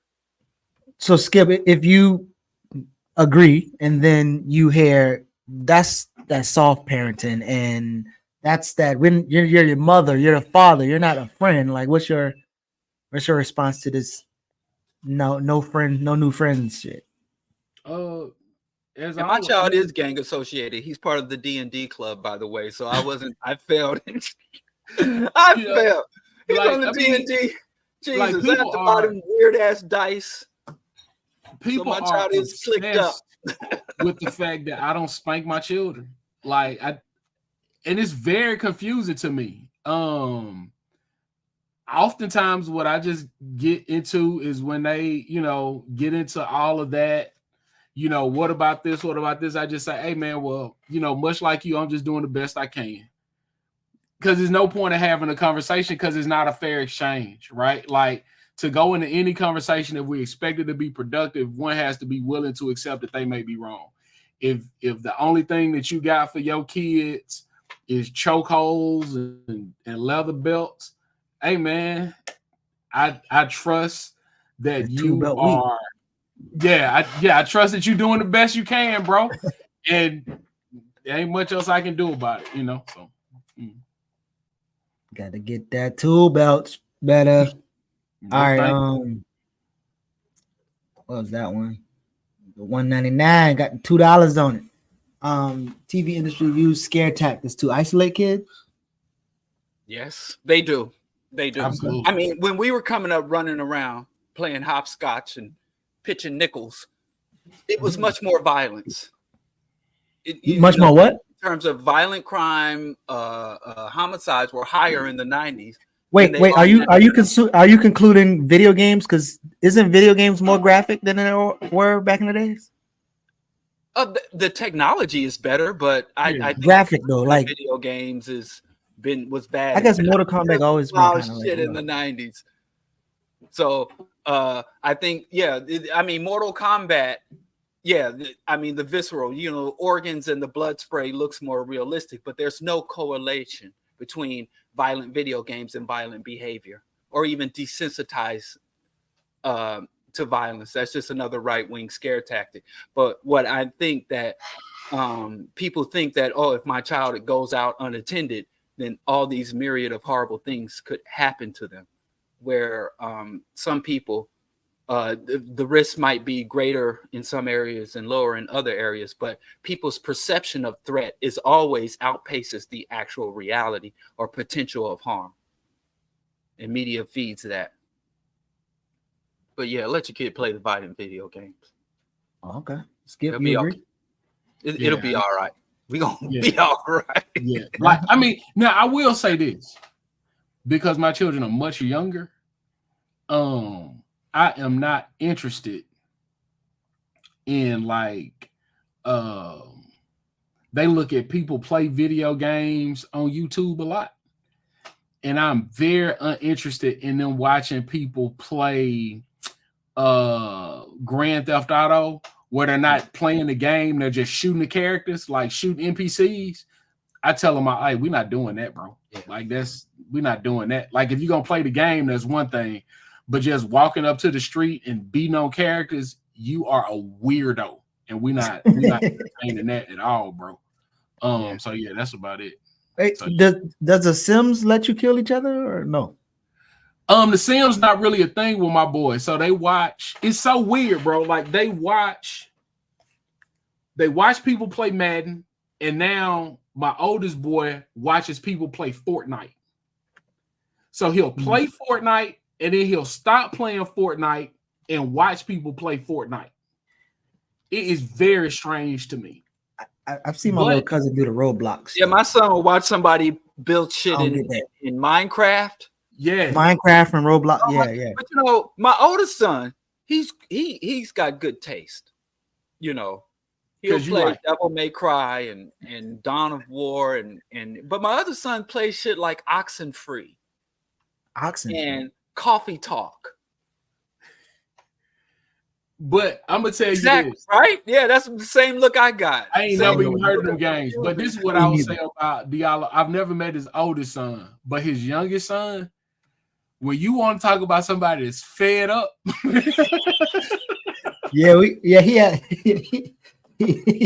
yeah. I'm trying to help him get fly. No. Listen, I think we rode in the car together and we had lunch together. Yeah, his son ain't with the games. The young ain't with the games. like if Diallo, take your glasses off. Lift your glasses up, Ruzy. Okay, yeah. Let me make sure, because if Diallo have a black eye, I already know who gave it to him. I already know who told it is. Look, bro. Look, that dude got so fed up of Diallo. We were at a restaurant. He got so fed up of Diallo and walked outside and was just sitting outside. Oh, yeah. He wasn't even eating. You're laughing, but you don't have any angsty teens. So okay. You think it's me. He don't understand. He ain't never parented a teen. So, Hey, look, man, that boy just got up from the table and went to sit outside by himself. Hey, and I think You Dr. laughing Mingo now. be Boy, lighting you're the fire under Diallo, let him go off, and then she leave him too. She just let him. And a neck tattoo. I'm gonna laugh at you too. Yo, their family be doing him wrong. That's why he come on here and yell at us all fucking time. That's it, bro. They be handling him over there, man. Bro. Shit rough over there. Bro. What Denzel have? I like to tell folks, small towns throughout the country, be especially in the South, and micro dictatorships run by sheriffs there. I mean, in Charleston, we a little bit different. We the South and we a big city. We do a little, we mingle a little bit. Y'all ain't never been to Charleston. I don't need them faces. Y'all ain't never been. First Y'all off, ain't seen I no- have been to Charleston. First off, I have been to Charleston. Second off, big city. I'm not. Listen, I don't live in a big city. All I'm saying is when I get off the plane, I got to change my watch. That's all I'm saying. Like it don't even. What you trying to say? We set back a couple years? No. All I'm saying He is doesn't y'all understand not in the South. longitude and latitude. Y'all Eastern Standard Time. No, we the real time. No, actually, I don't even. not I ain't gonna accept cap for hegemonic. longitude No, I ain't gonna do and that. I'm just saying. And in Charleston, and I shit look think Charleston is beautiful. I think Charleston is beautiful. I'll take that Charlotte, word somebody for is in the chat. Charlotte is much prettier, but Charleston. Wait, what? Yeah, You Charlotte. said much prettier. Yeah, What Charlotte you been to? North Carolina. I thought you was No. in Atlanta, Geechee. I'm from Charleston though. Charlotte is not I better didn't than say what where you you talking from. about. I'm talking about I where said you it's at. prettier. There's no question that Charlotte is How? pretty. No, you don't have a beach. You don't have palm trees. You don't got Charlotte. Man, Charlotte is nice. Where? Downtown with the buildings and the banks. Charlotte is nice. But like again, you on the East Coast. I'm not over there, so I don't know what y'all be doing. I'm gonna have to take Skip and What Diallo time on is the it where tour you 'cause at? I don't know what the What hell time y'all is it doing. where you at? Charlemagne the God. We live in blue states. Stop, We stay in stop. Democratic He ain't there strong. no more. We don't even claim that dude no more. He's What out. time is it where you Our at? G? Our 11, wear 11:15. Birkenstocks Oh, and okay. wear That's all I'm wire saying. rim glasses. Y'all racist in overall. Eastern Standard Time. I ain't got a lot of time Blue or state capacity for gang. Charleston slander. And So let first me go off, I ahead do and want to say Shout out this. to Hold all the on. blue state I've black been letting people cook in this chat with some disrespect. You know what I'm saying? And I'm not really keen on that. But this is what I'm gonna say. All of this Jackson and Mississippi slander. Okay. Jackson is all right. I like Yeah, Jackson. Yeah, I He's love all right. it here. But Mississippi, like, just saying the word Mississippi, that's how you ain't gotta add nothing to it. Everybody knows. Hey, bro. Even rednecks be embarrassed. Well, there's other places. Hey Skip, I ain't never asked you what happened to how you felt about Dion and all that other stuff. What was that like? Mississippi, goddamn. It's it was smoke and mirrors. You know, we did far more for him than he did for us. I put it to you that way. Like we stamped, he couldn't have did most of that shit that he was trying to do anywhere else. Like, and that's one of the things that we've had like larger conversations about. Like, So at one point I was trying to start a child care cooperative, and I was like, yo, well, since y'all already got a school in Georgia, why don't we take an assistant teacher from Georgia and like maybe a lead teacher from that school, bring them here, and they could kind of guide the process. And one of the things that people said to me was people don't want to live in Mississippi. Well, much like Diallo was saying earlier about how you can't escape, it makes me question like how free you trying to be, right? Like if you don't want to leave, you know, if you don't want to leave because you got a family or you got this or you got that, that's fine. But to be like, oh, Atlanta is better than Jackson, on what scale? Because it can't be on the freedom scale, right? Atlanta, So like what we talking about, right? So if you want to say that Jackson and Mississippi are rural, okay, but it's black as hell, and you want to complain about the way that you get treated by white eminence in these other places, right? Well, you can come to a real black ass place and you don't have that part of it to worry about. And you're saying, no, I don't want to be that free. I don't want to be around that many black people. Or so then I just question where you at with it. Because let's be clear, I am not interested in living in Chicago, right? It is incredibly cold. It is incredibly big. And I'm not into those type things, right? But if there was a community that was ready, willing, and trying to engage me and saying, hey, you come out here so we can build something, you got to question my commitment if I'm not willing to move there to be a part of that, especially if it is as affordable as Jackson is, right? Like, so, yeah, people that disrespect it, I get the comedy and the jokes in it, but we also got to start talking about really how anti-black most of that stuff is, because the way you talking about Mississippi and Jackson, and you know, somebody was just in the chat talking about, you know, it's like being in antebellum times. Like, what are you talking about, bro? Like I live in a city of 120,000 people. There's 80% black. The school system 98% black. The mayor black. The city council black, the board of supervisors black, the sheriff black. When we're talking, let me ask you this though. Go ahead. Let me ask you this. So, in that they say they want you to replace Jared. You know, Jared is always about to be replaced. But how you feel about whether you studied like New African, taking the South, or even Charles Blow, the devil we know, whatever you're talking about? Like, how you feel about people coming back to the South? And well, Diallo and I talked about a part of this. If you coming back to the South to be a part of the South, if you coming back to Jackson to be a part of Jackson and to work in the community and to learn, then I think that's one thing. But too many of these folks coming back to save Jackson. And what's the difference between you and any other imperialist? Right? Like what you just trying to extract is something that's a little different than money. And nah, like that ain't what that shit is. I also think, and my brother and I were talking about this yesterday, the idea of the Republic of New Africa and taking, you know, like the south side of the East Coast and the South, I think is a really interesting concept. But politically, how do you protect it? Like if I give Diallo a house, right?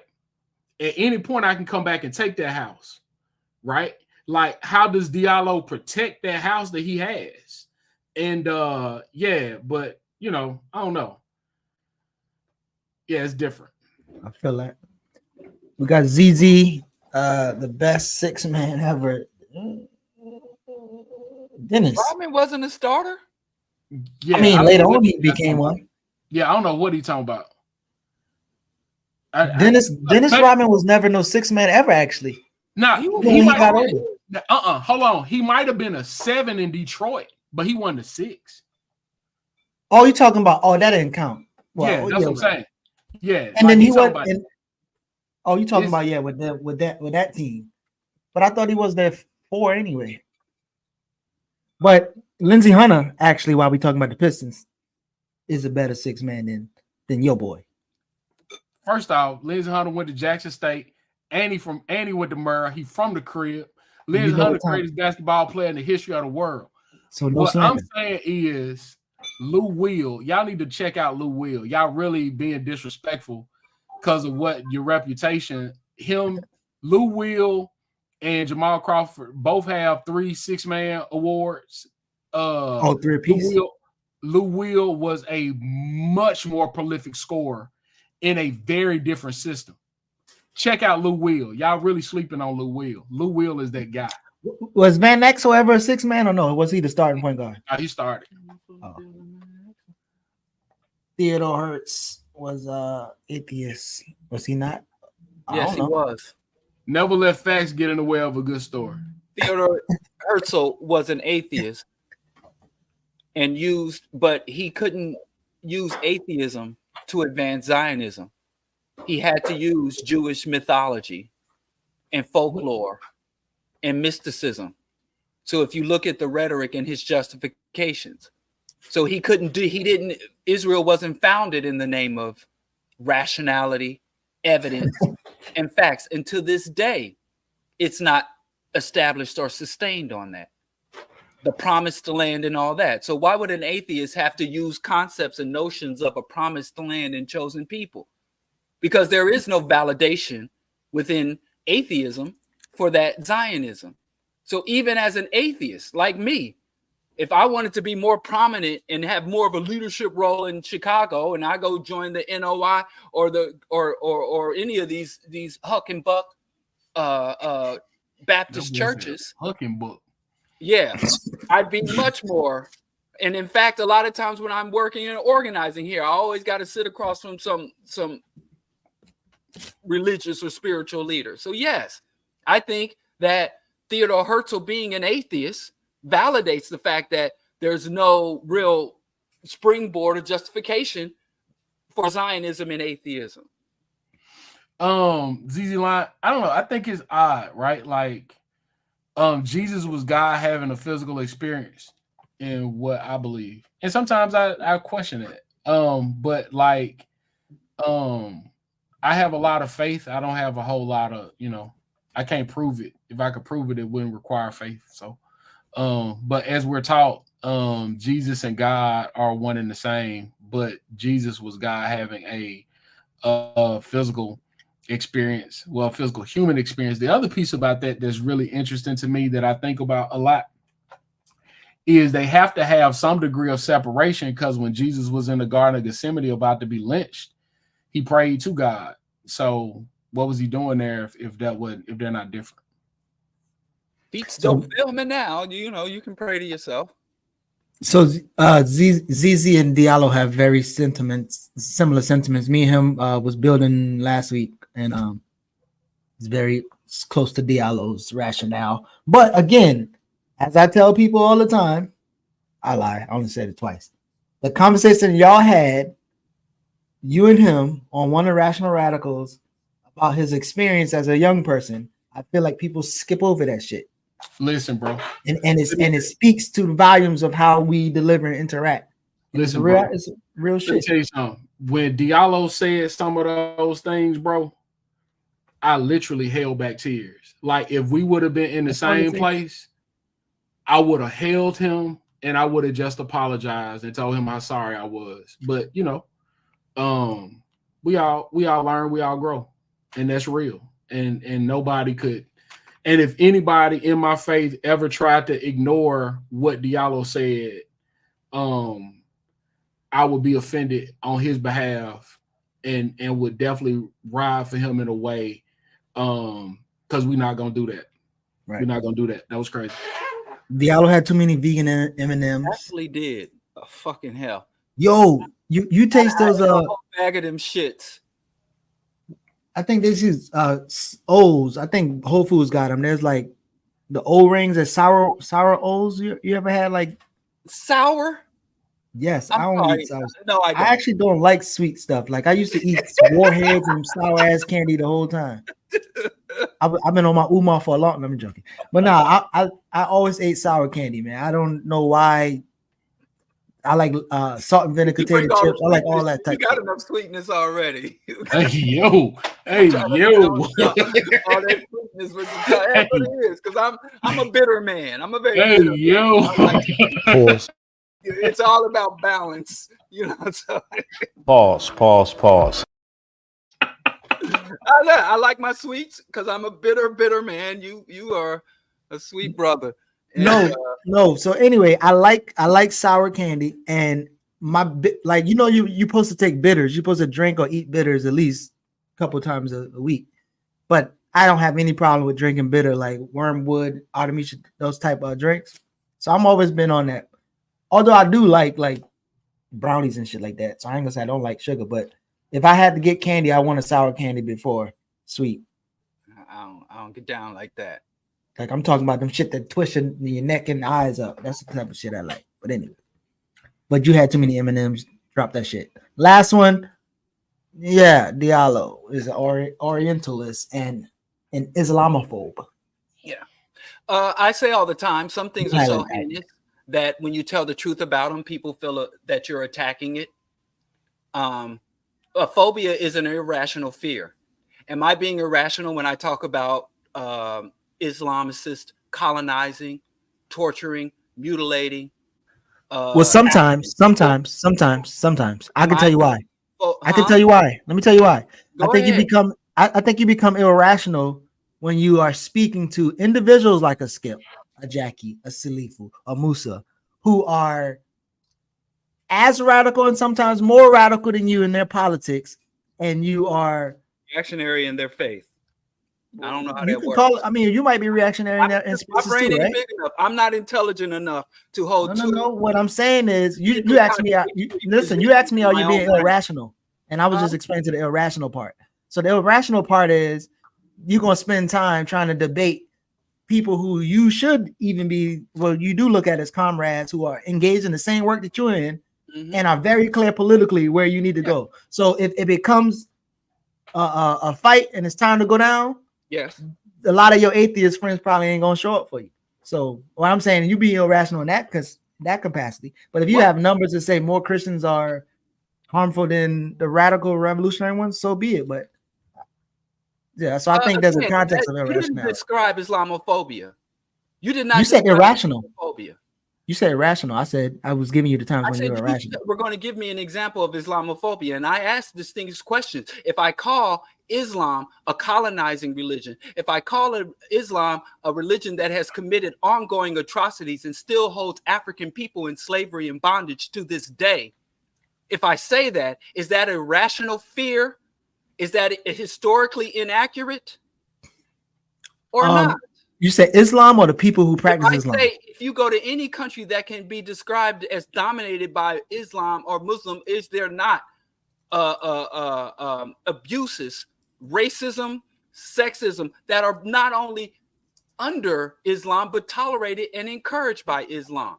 People who practice Islam. My position is this: if you adhere to a faith that has allowed for or justified the enslavement or atrocities against one African, that is a God or faith unworthy of our adherence. Just one. We got faiths that have done this over centuries, and that we still have reverence and bow down to. I'm sorry, I got very high racial esteem. I got extremely high, maybe too high racial esteem. But you can't tell me a religion that has engaged in an ongoing, unyielding atrocities against my race. Hey, ZZ Line. I can't tell excuse me, Diallo. I don't lie on Islam. I don't lie on Allah. I don't lie on Jesus. I don't lie on Christianity. I just tell the documented truths.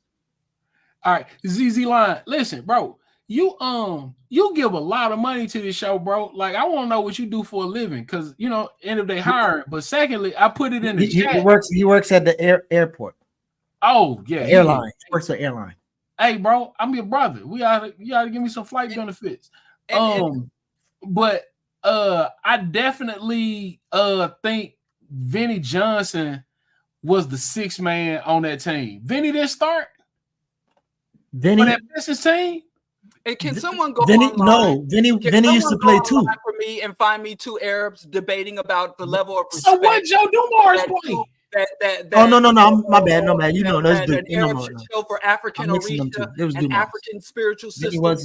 The Kemetic tree of life system. Somebody do that for me. Share that debate with me, because I'm sick of having this debate with black people about these. You know how you can stop having this debate, Diallo? You could just stop talking about it.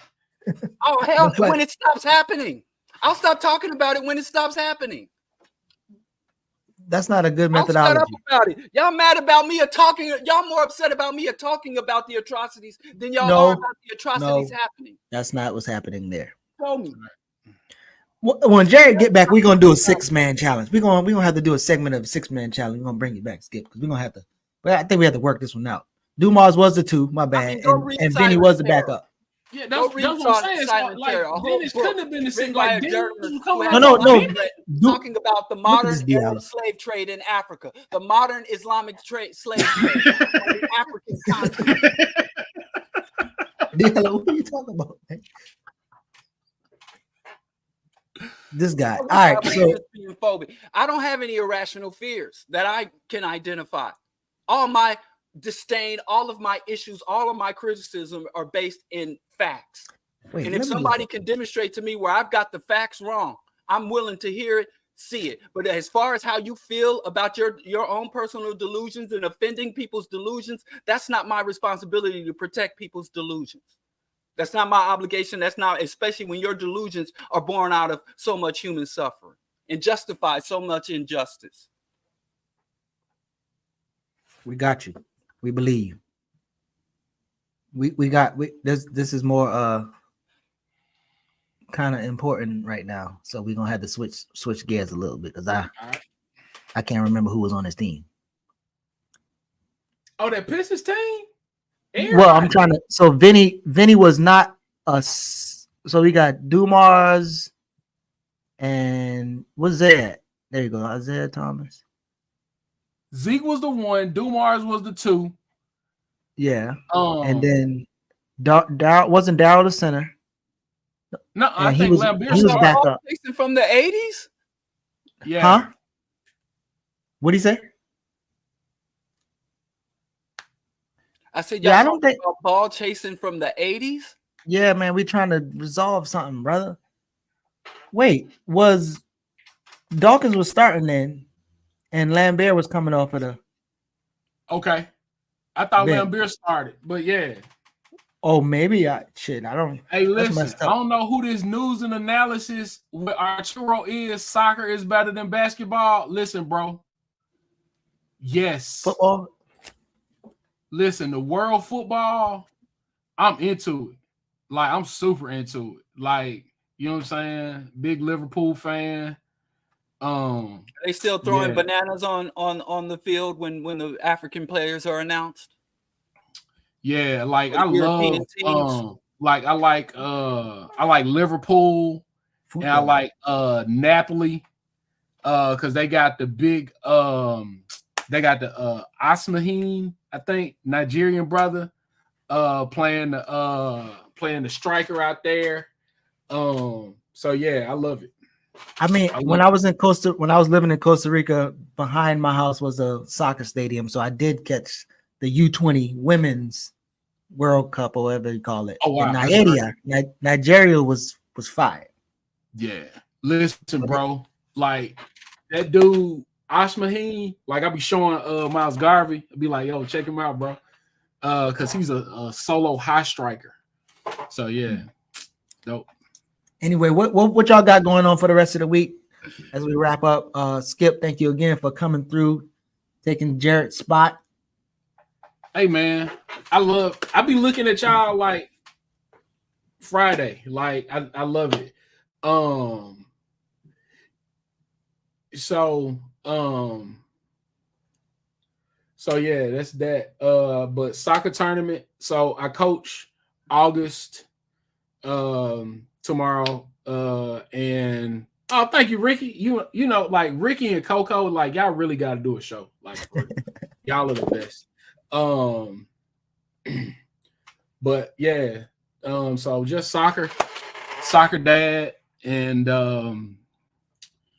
enjoying that and getting back to work and getting ready. You know, I love it. What about y'all? You know, I actually played some soccer a little bit. I was really nice, but Okay. then my coach said I only could do baseball and football. They Oh, even wow. took me off. They even took me off the basketball court. They wouldn't let me play it because I played like 2 positions in football. But I did see my homeboy, who was the kicker, come back home with a bloody eye because somebody did a little back kick and kicked him. So I was like, yeah, I ain't playing soccer no more either. So I played that's a rough. soccer. Soccer pretty rough. Hated every second of it. And you need a lot of wind. Your cardio got to be right with soccer, right? What? Cardio. You have to have some serious cardio with soccer. No, well, I played with the Rastas in Brooklyn because they had all those nice ITAL spots on Nostrand Avenue, and I didn't really know what the right spots was. So every time they'd play soccer and then drink like this stout, and then they go to the ITIL spot. So once I hung around them long enough to get down all the nice ITIL spots from the Rastas, and then I never played again. So it was a ruse. Yeah. Diallo, what you got? Go ahead. Tonight there's a on the University of Chicago campus. There's a presentation, "The Age of Revolution," from the decolonial and not decolonial, anti-monarchical uprisings of the West by Dr. Rosenthal. Is here from California, giving a talk on her new book. So I'm gonna go to that this evening. So that sounds dope. Yeah. But like I said, I ate a whole bag of them vegan peanut butter M&M things. I have to do self-reflection. I'm wow. Getting beside myself. This dude said Liverpool fullbacks can't defend. Konate can't defend. Virgil can't defend. A person I thought was my friend, news and analysis with Arturo. Like, you, sir, are a menace, and you are not a truth teller. You know what I'm saying? Like, this man just said Virgil and Konate can't defend. Stop it, bro. Stop it. I want to go to a soccer game so I can throw Nutella on the field when the white players get called out. Hey, listen, I'm telling you this. Was it 2026? 2026, the World Cup is back. I'm definitely catching Africans wherever I can. I definitely want to go to the Ghana. Like, it's gonna be hard to keep me away from wherever Ghana's playing. That's gonna be hard. So listen, I know it's in person soccer is way more exciting than on TV. So why are they counting points that they don't put on TV? No, I'm just saying this is a different experience in person than it is watching. Now I'm gonna tell you what's 0-1. What an exciting sneaky a good time. What's that? A sneaky good time. You gotta go with somebody you really like. Don't say MMA. No. Baseball. Oh. You gotta go with somebody you really like. So you have something to do while you're there. So you got something to do. Bro, it's like going to a picnic. You really just out there chilling. If you go to a beautiful stadium, like, it's nice. Baseball hard to watch, fun to play. Yeah, but I'm telling you, get you somebody you really like, right? Go to your baseball game, and you're gonna have a good time. If you like the person you're going with. I have to be honest. The only time I've ever been excited about ball chasing is when somebody I personally know or my sons were on the field. That's the only time. I just really don't understand how people get excited about strangers, especially class enemies chasing balls. I've tried. I've sat in barbershops and other places, shoulder to shoulders. I've go over to my uncle's house and sit right next down to them, and I don't understand the investment people have for ball chasing. I've tried. Do some research. Ask them. Go do a survey. I did ask them. They claim it is the skill, it is the talent, and blue. And then some people is like, oh, that's my home team. And all of the explanations that I get just don't. I think it's the same endorphins that you release when you listen to your favorite Ice-T verse or whoever rapper you listen to. I don't root for Ice-T. Like I like if Ice-T got a Grammy or if he gets That's an his man, Ice-T. Emmy for his acting, I'm not invested. Like, so even if you like ball chasing, right? And you see, somebody, dunk the football for RBI. He said dunk. You're like, oh, like, even if you're like, wow, that was an intricate move. Wow, how skilled you are. Like, you can always tell a dude who is not the athletic dude. He just, I have my theories. Well, when we in a socialist environment, we still be playing ball, and you're gonna be okay with it, or go sit down and shut up somewhere. Yeah. All right. Anyway, y'all, thank y'all for coming through. I like sports. I support sports. I don't like the pro sports industry, and I don't understand fandom of sports. So wait, you say you do like sports? Yeah, I play sports. I play basketball. I was varsity captain of the Bishop Hogan cross country team my sophomore year, which is quite. But yeah, and boxing, kickboxing, all that shit, paintball. To the extent that that's a sport, I did paintball real heavy. So, I'm not against sports. I'm against the industry and the culture around sports in the West. Boy, ain't no way, boy. Boy, ain't no way, boy. That got to do with it. Good morning, good night, good afternoon. Game. See, hey y'all, appreciate y'all. Because I don't see brothers doing tailgates and chest bumping for a chess game. You don't know. I play Age of Empires. That's a strategy thing. I don't see the outlet, the emoji. That shit. Like, I don't know where that comes from. I understand somebody wanting to watch LeBron James chase balls and dunk. I understand how that can even be entertaining or interesting. But the real investment they have, like the stats and shit, knowing the stats, I don't know. It's lost on me. It's not. But I'm not going to get into why I think it is, because y'all going to feel attacked. So I'll leave it alone. And go ahead, dismiss us, Geechee. I see your hair is up. You got something going on today. Hey, El Manifesto. You got gussied up for somebody, and I don't want to hold you up. I'm going to tell you what else we ought to do. And I'm going to mention this. I sent Jared a text too. We really ought to do a BPM picnic, like a family reunion or something like that. That'll be dope. In person. Yeah, we trying, man. I think the first one's supposed to be in DC, but I don't know what they're doing, man. We trying our best. It's gonna be kid friendly, right? Yeah, of course. Everything we do kid friendly. I was like, bring the youngins. I'm good. PPM after hours. That's the after party. That's what we really need. That's the after party. That's a weird question. All right, man. All right, bro. Right real. We see y'all next week and maybe see you tomorrow. Who knows? But peace, y'all. All right, peace.